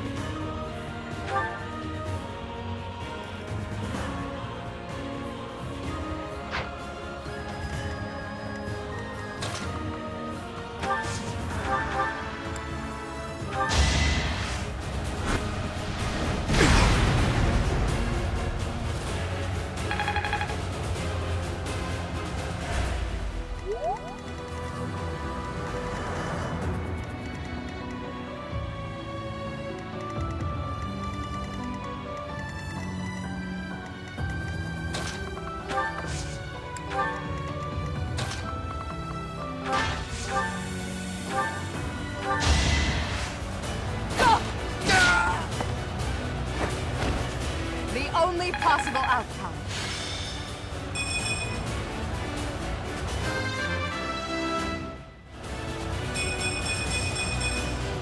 Strength never betrays.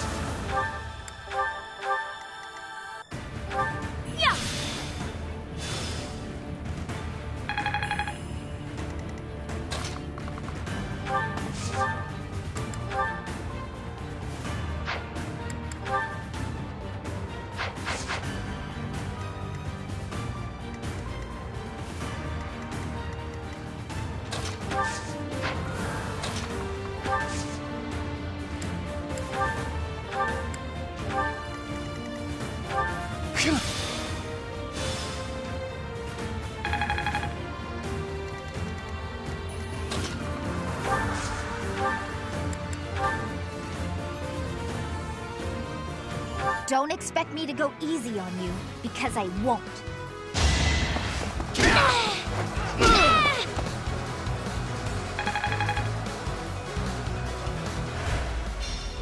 That's the last of my energy.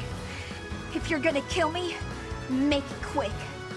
Fair warning, though, I'll likely come back to haunt you. It's not like I've had an easy time of it after all. You want me to join you? The Alliance is over no matter what. The only thing left is to place faith in you and Edelgard. There's still so much I have to accomplish. Thank you for the second chance, Professor.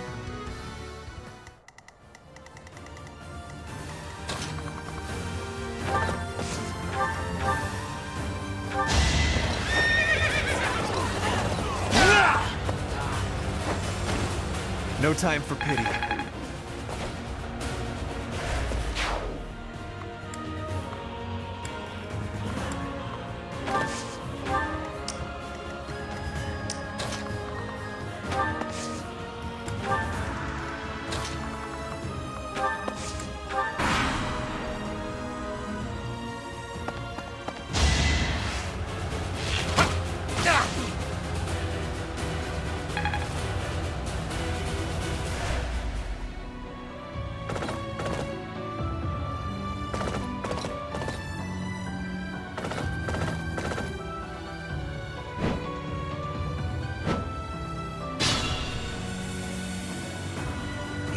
Reinforcements keep coming.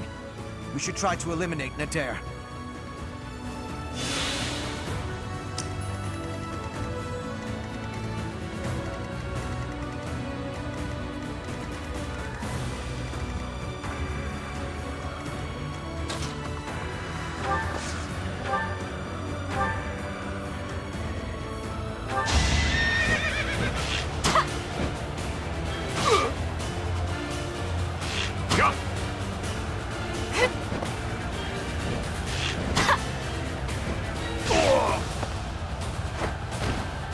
Still here.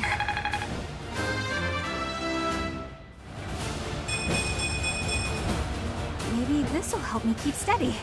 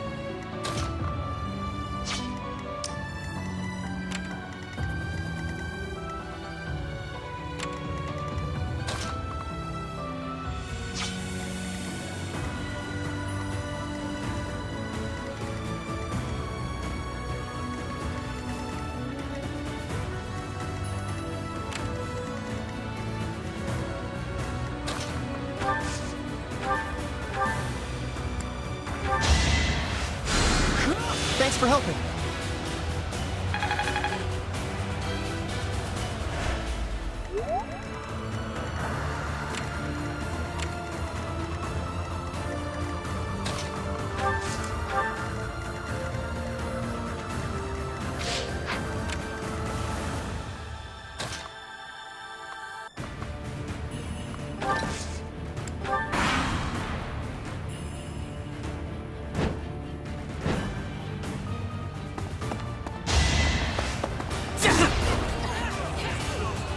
for victory! This is the cost of war.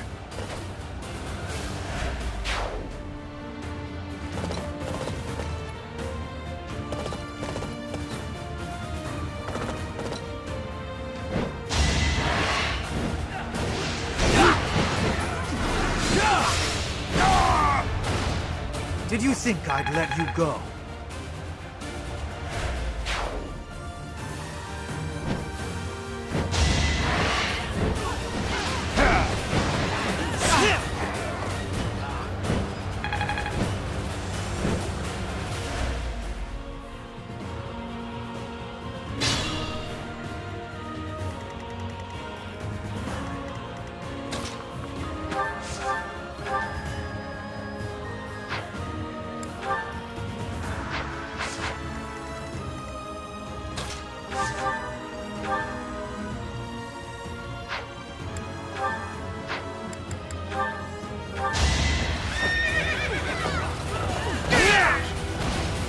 A boon for our future.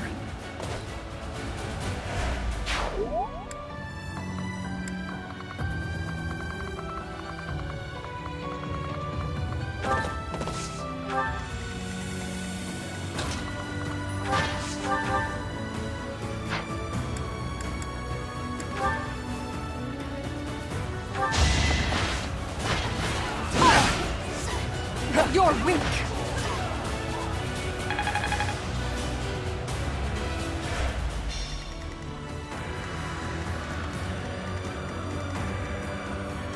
For Her Majesty!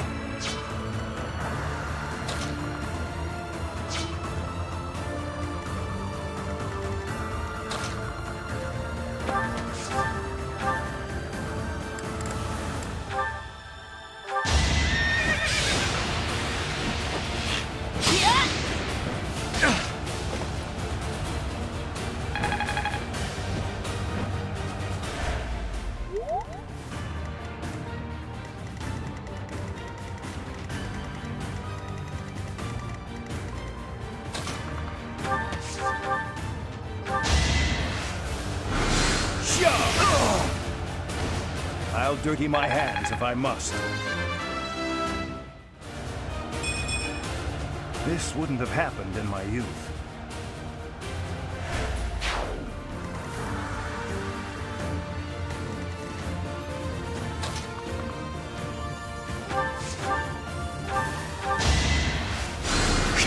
I thank you.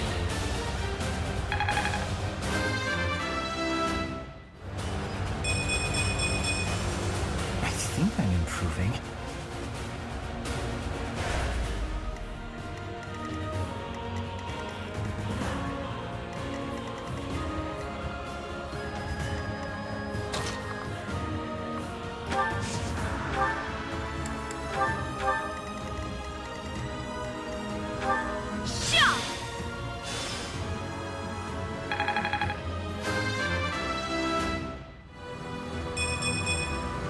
One day, the war will be over.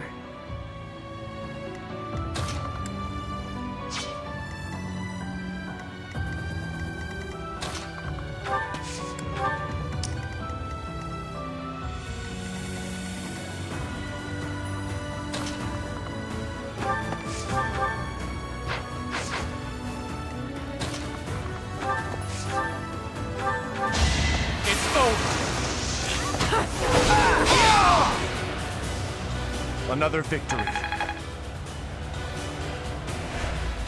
No time for accolades.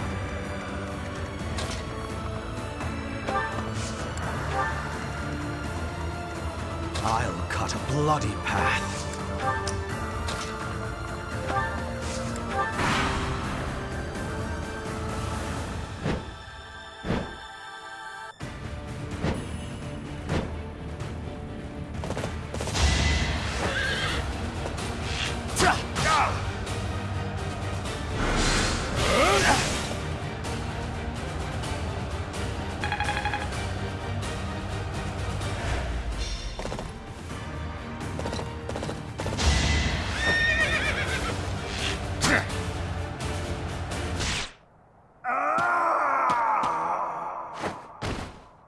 my dream.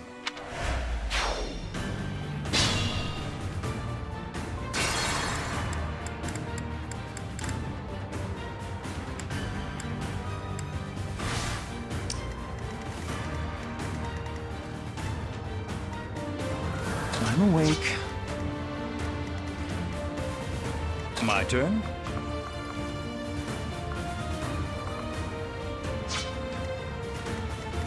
More fighting. For Her Majesty!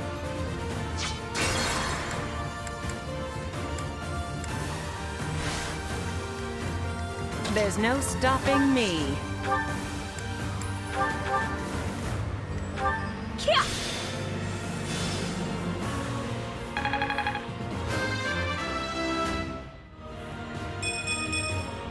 Strength and beauty. What a pair.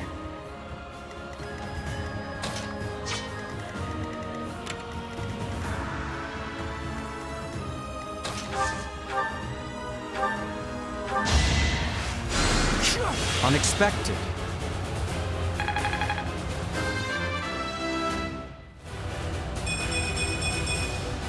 I think I'm improving.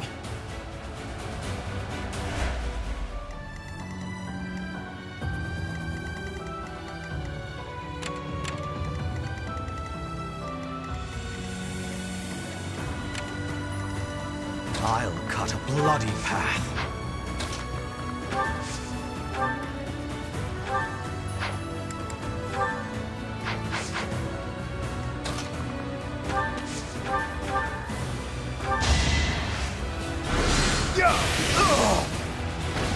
Ignorance is deadly. This wouldn't have happened in my youth.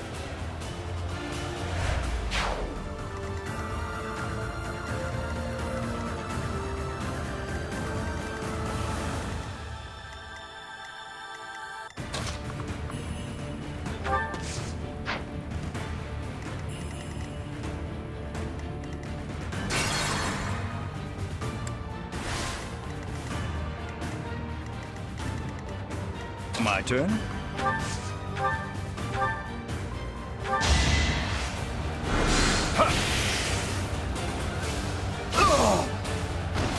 I'll dirty my hands if I must. This wouldn't have happened in my youth.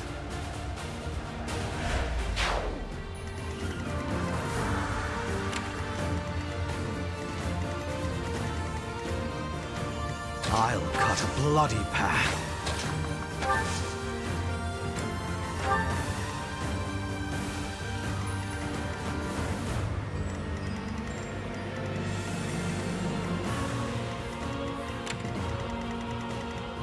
I will prevail.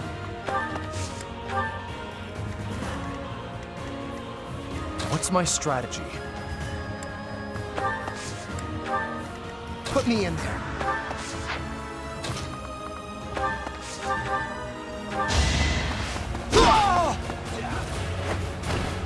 Might makes right.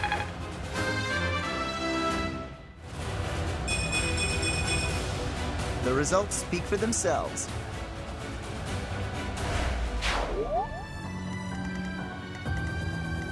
More fighting.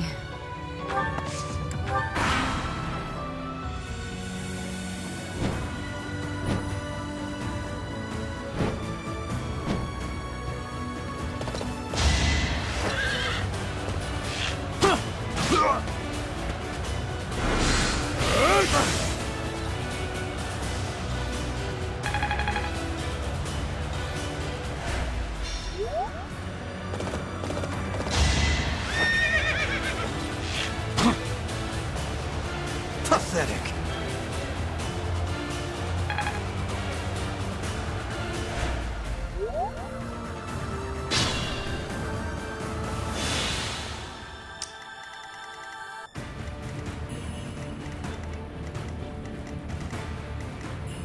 I do this for all of us.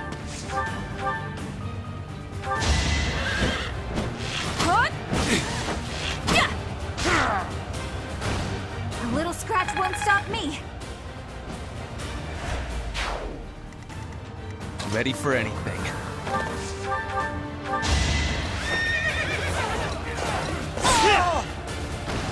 No time for pity.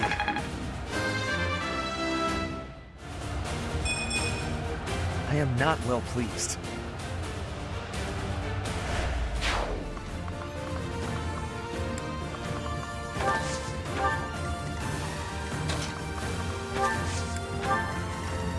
I'm awake.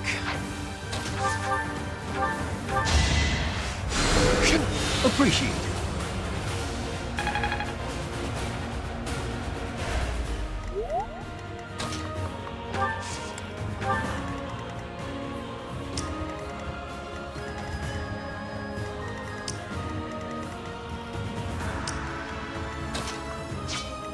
For the Empire.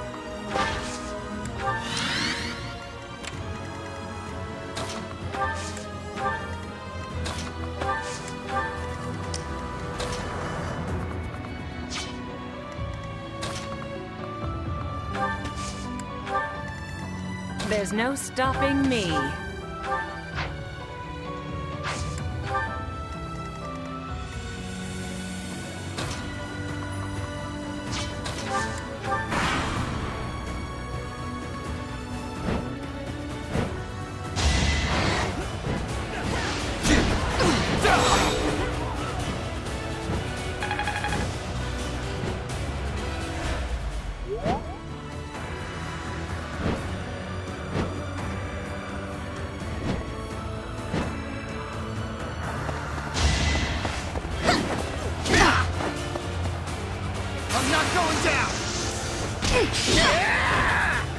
Who's next? Get in line.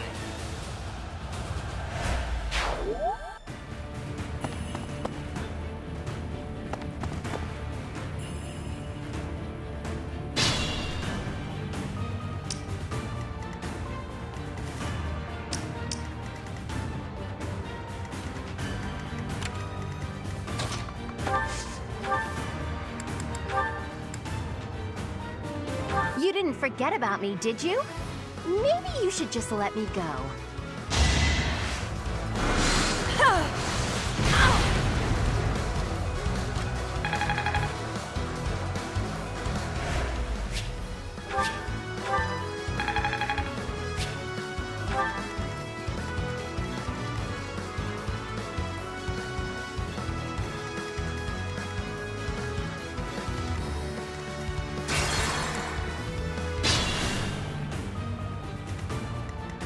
Put me in there.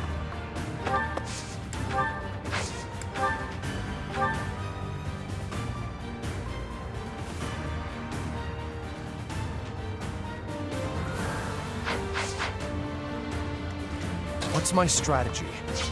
For the Empire.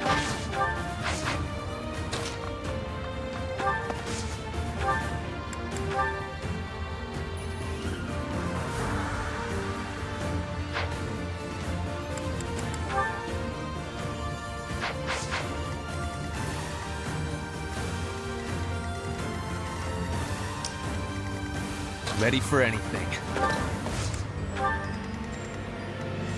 I do this for all of us. I'll cut a bloody path. My turn? I will prevail. I'm awake.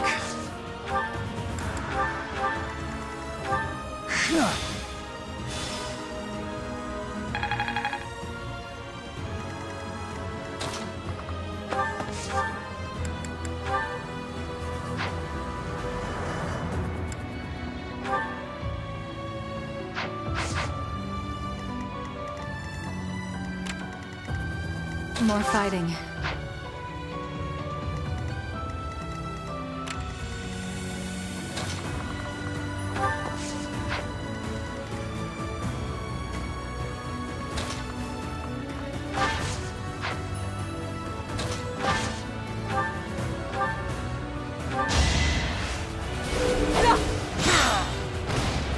Let's keep up the pace.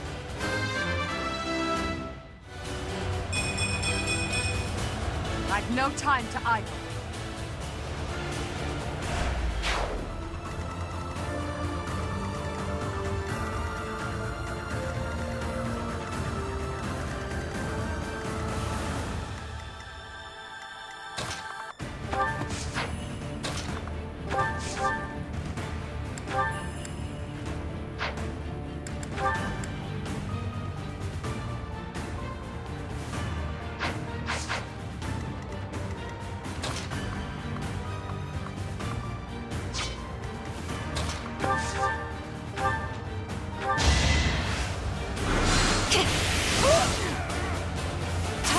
last dance.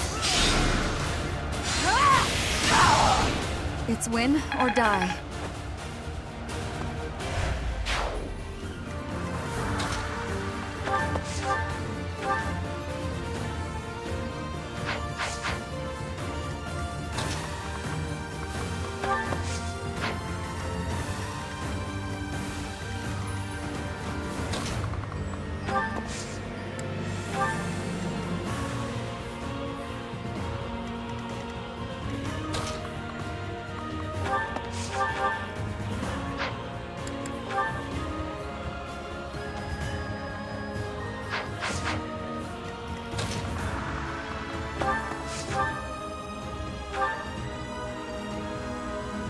You didn't forget about me, did you? Maybe you should just let me go. I'll have your head!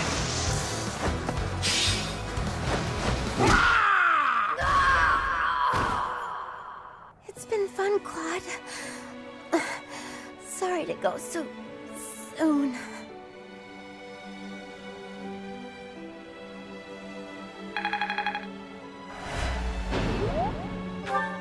Hilda! Why didn't you retreat? I counted on you retreating.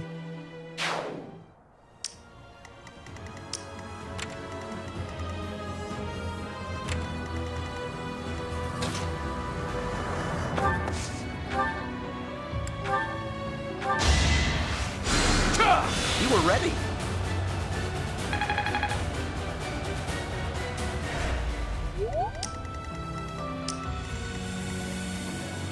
There's no stopping me.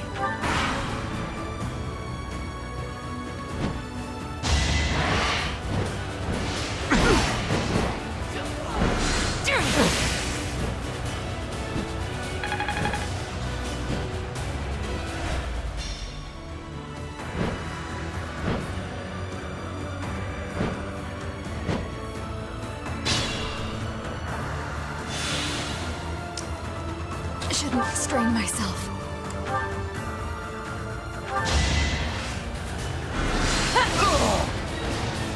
Winning is what matters.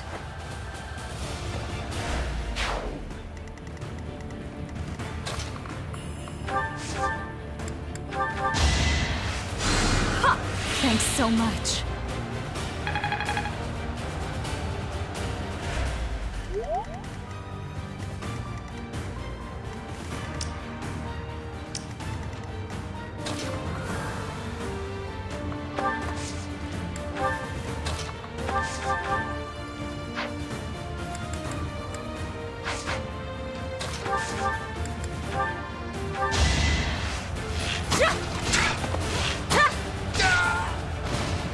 Each battle a victory.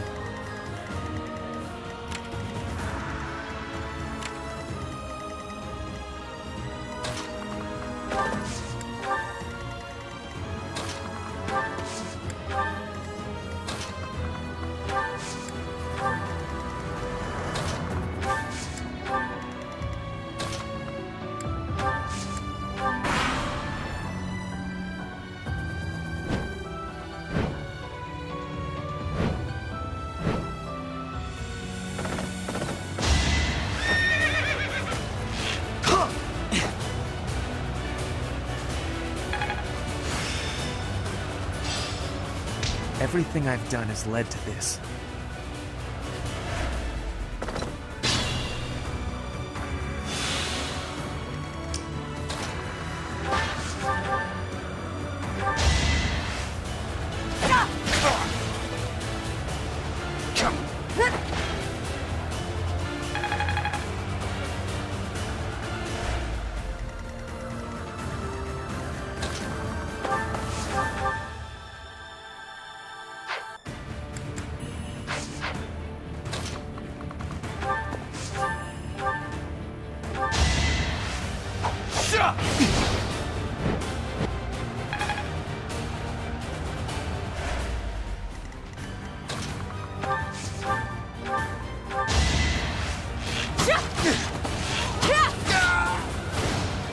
Witness frigid pride. For Brigid, I find strength to carry on.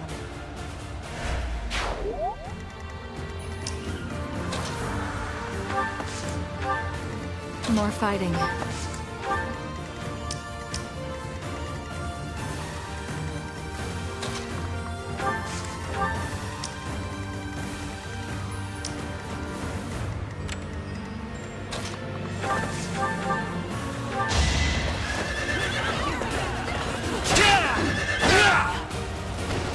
I will see this war through.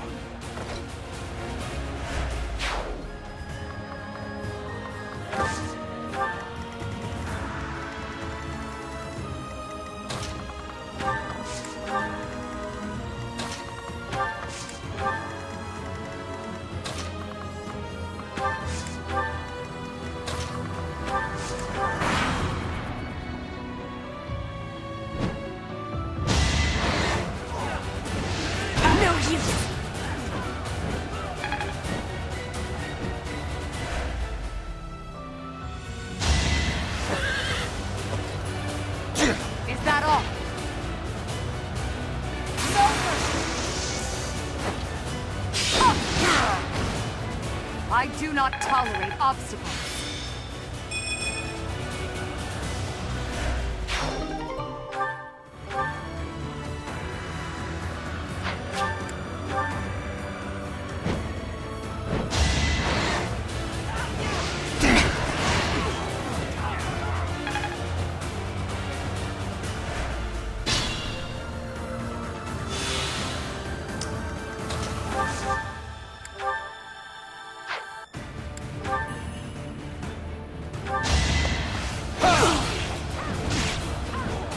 Predictable.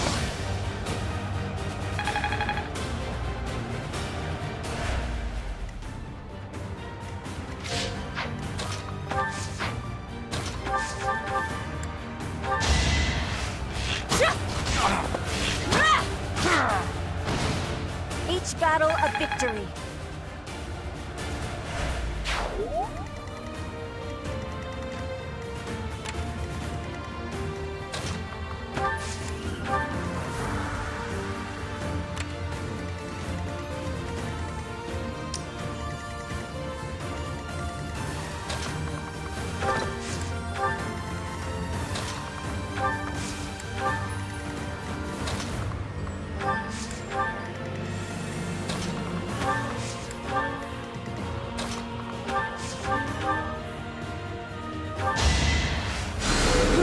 I thank you.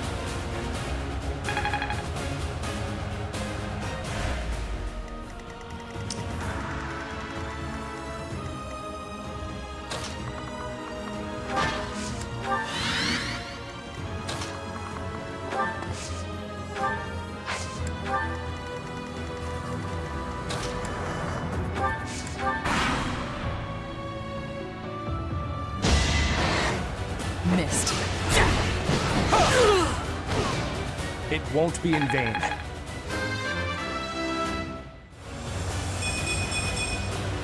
I'm stronger than before.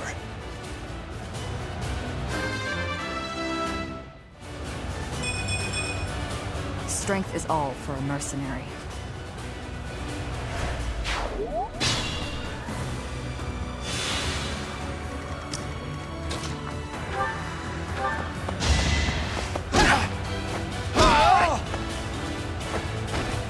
Attack at your own risk.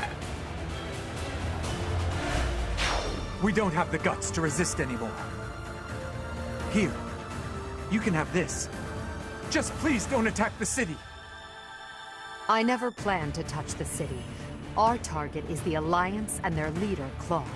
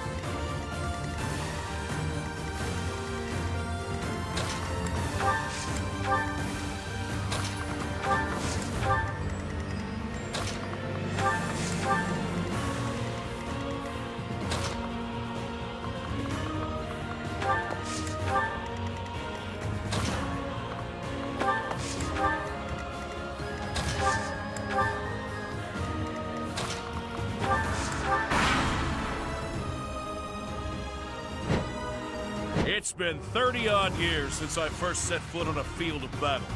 Here's a taste of my undefeated strength! Too slow.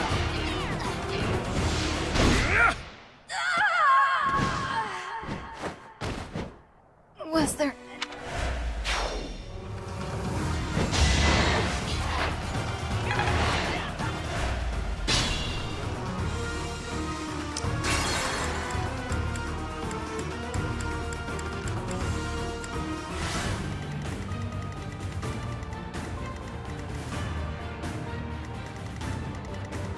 I'm awake.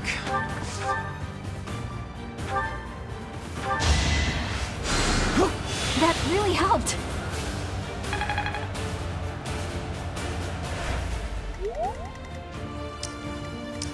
Ready for anything.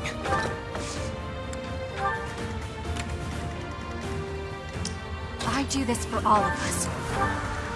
I'll cut a bloody path. My turn?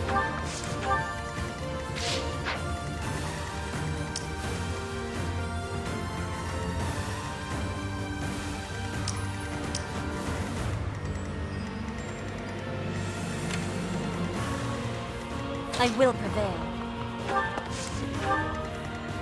What's my strategy?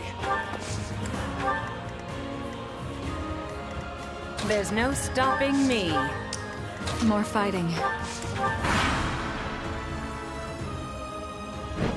It's been 30-odd years since I first set foot on a field of battle. Here's a taste of my undefeated strength! Don't think less of me for this.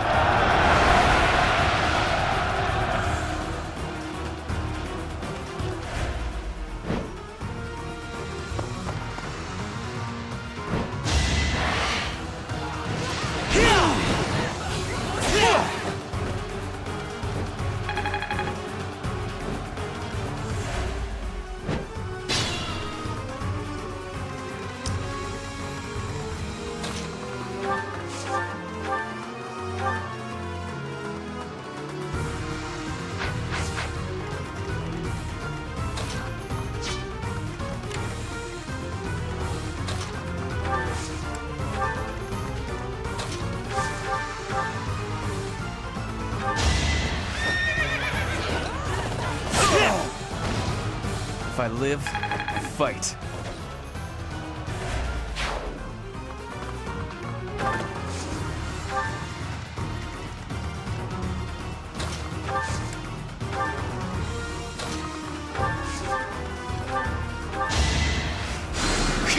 Thank you.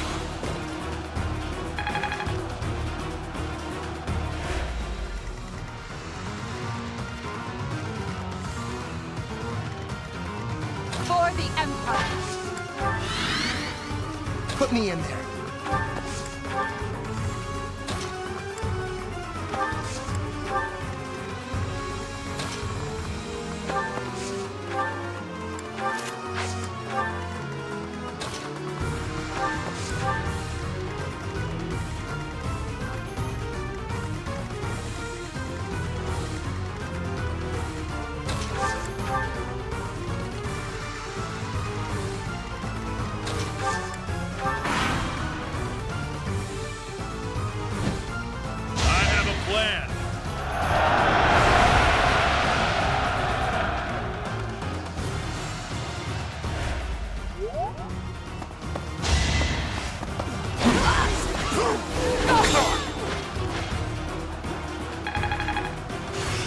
Now, to put this skill to use.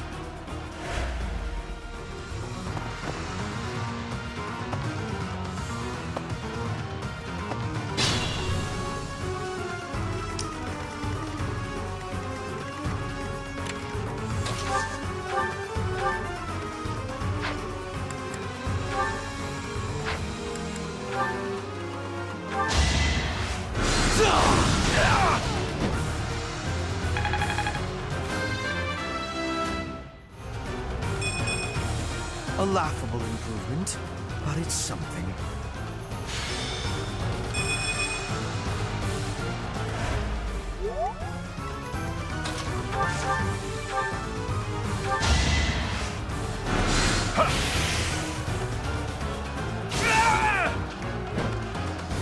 Sorry, kiddo. It seems we'll have to withdraw.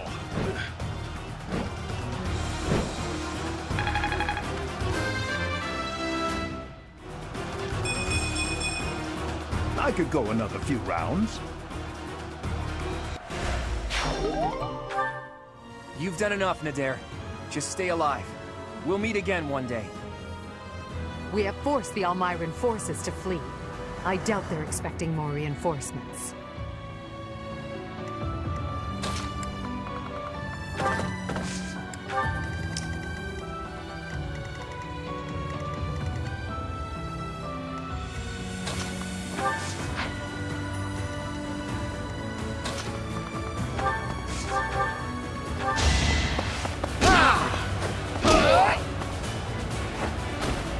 Big win!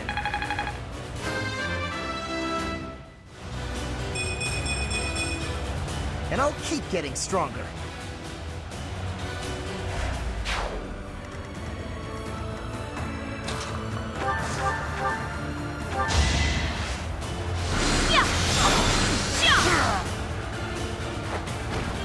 Everyone's equal in battle.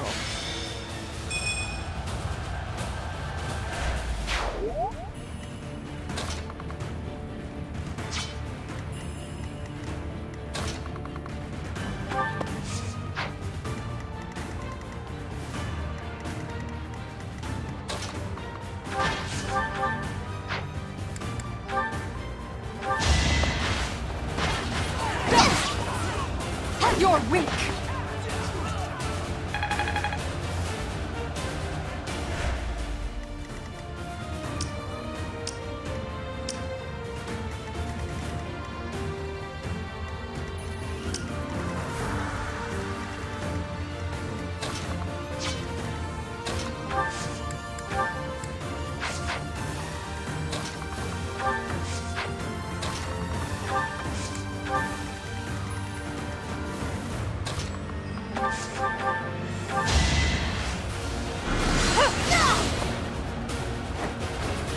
It's win or die.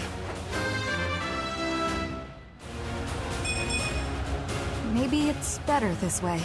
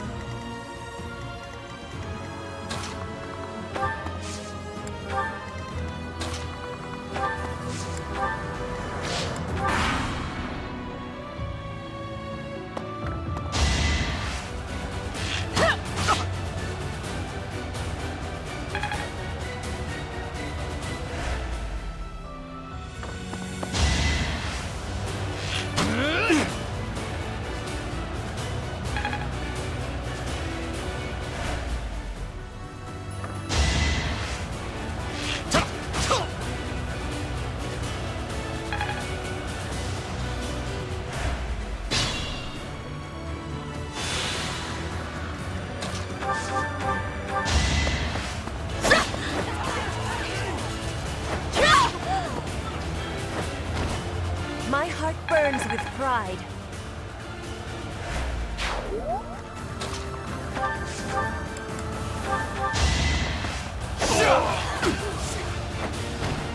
This could turn the tides.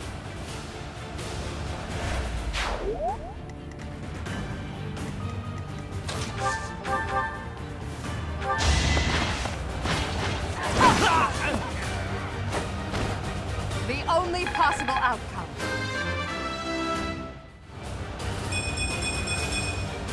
I've no time to idle.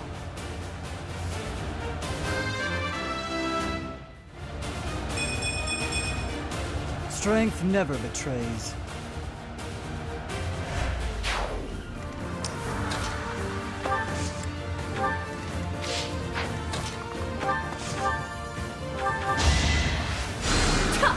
Sweet of you.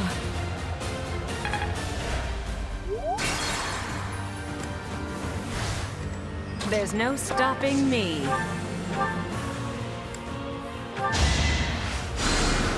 Thanks for helping.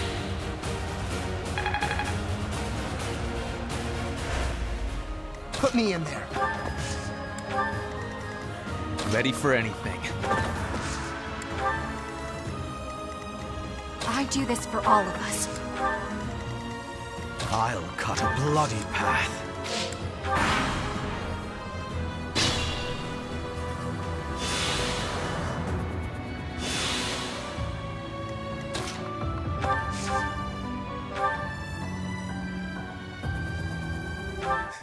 So sad that our reunion should take place on the battlefield. I'm not going down!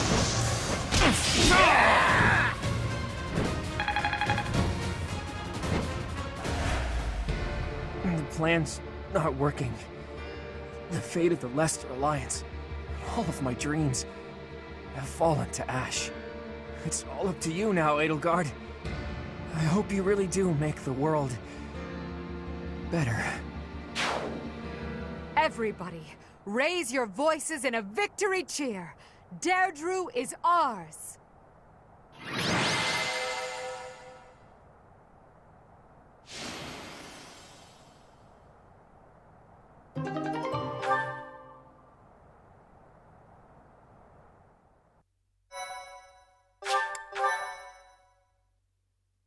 Thank you so much.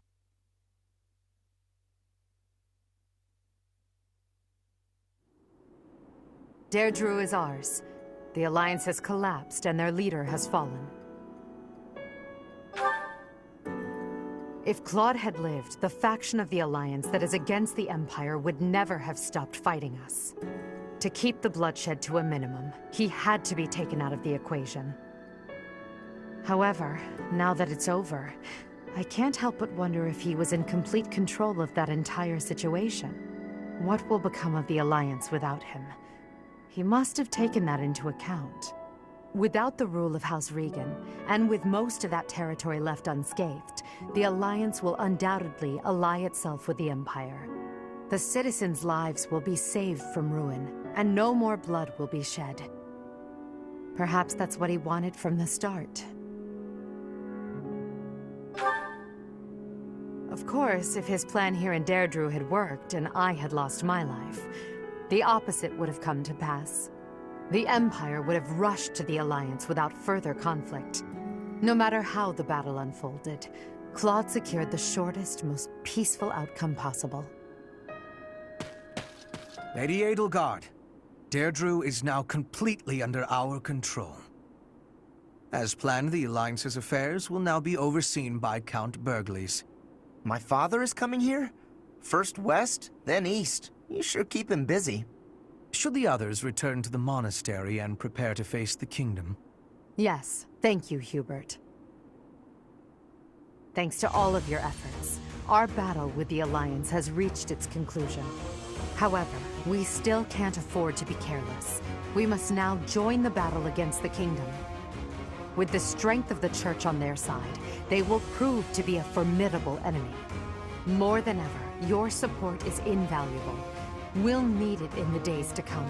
But for now, let's enjoy our triumphant return. Let's get to it!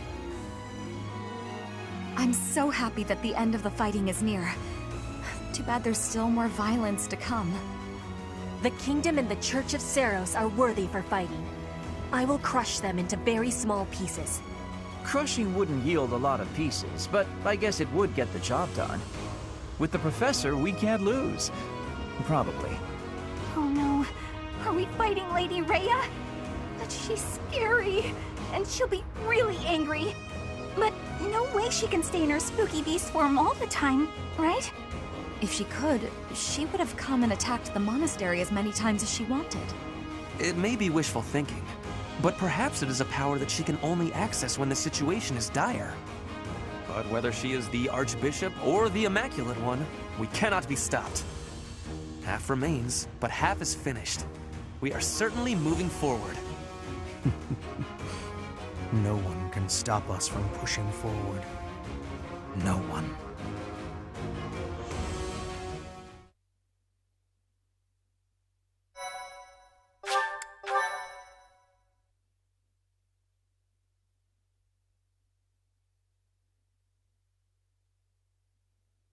Part 2. Crimson Flower, Pegasus Moon, Tempest of Swords and Shields.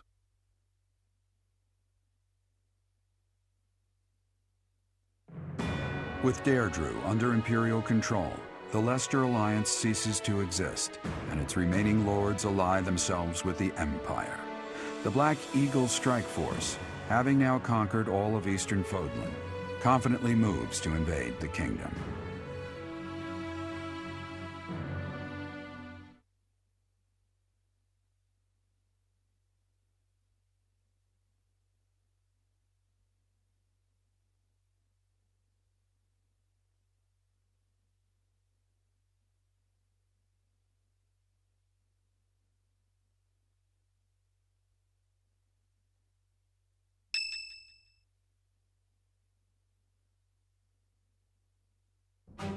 And that concludes Count Burghley's report.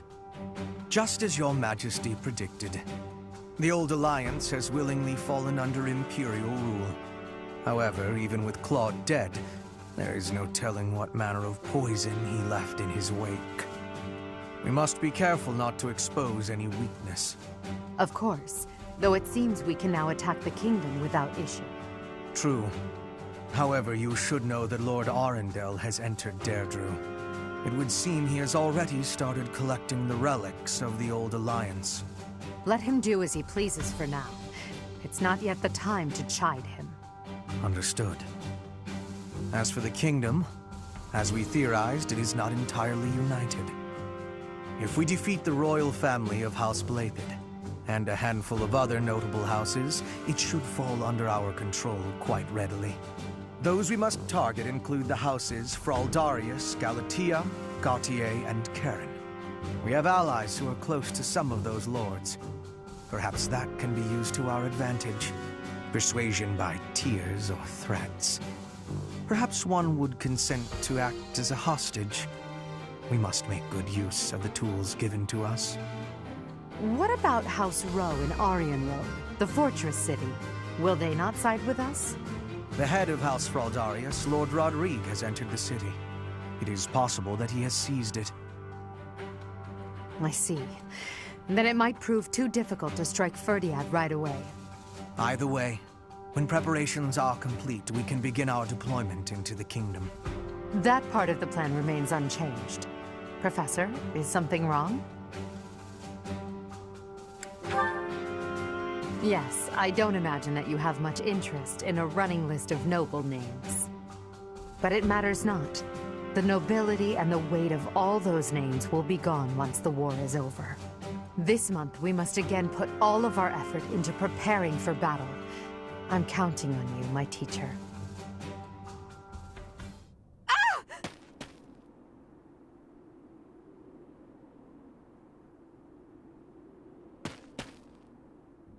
Professor, you didn't hear anything just now, did you?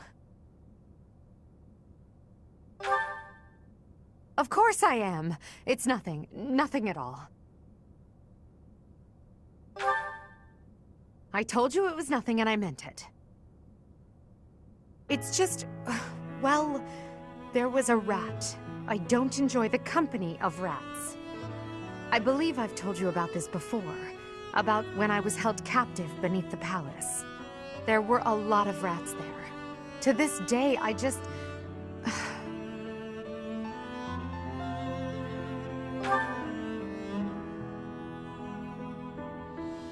What? Oh, Professor, leave here at once. I recall now that Hubert needs to speak with me. I must change my clothes. Now! Whatever you do, don't look this way. Then forget what you saw. That's an order.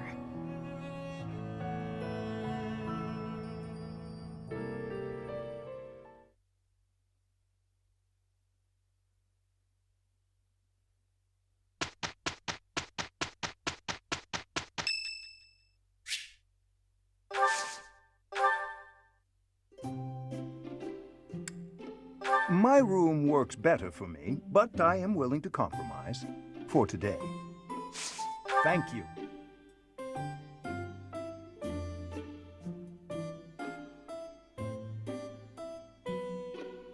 delightfully warming. Indeed. Well then. Indeed. Yes, yes. Indeed.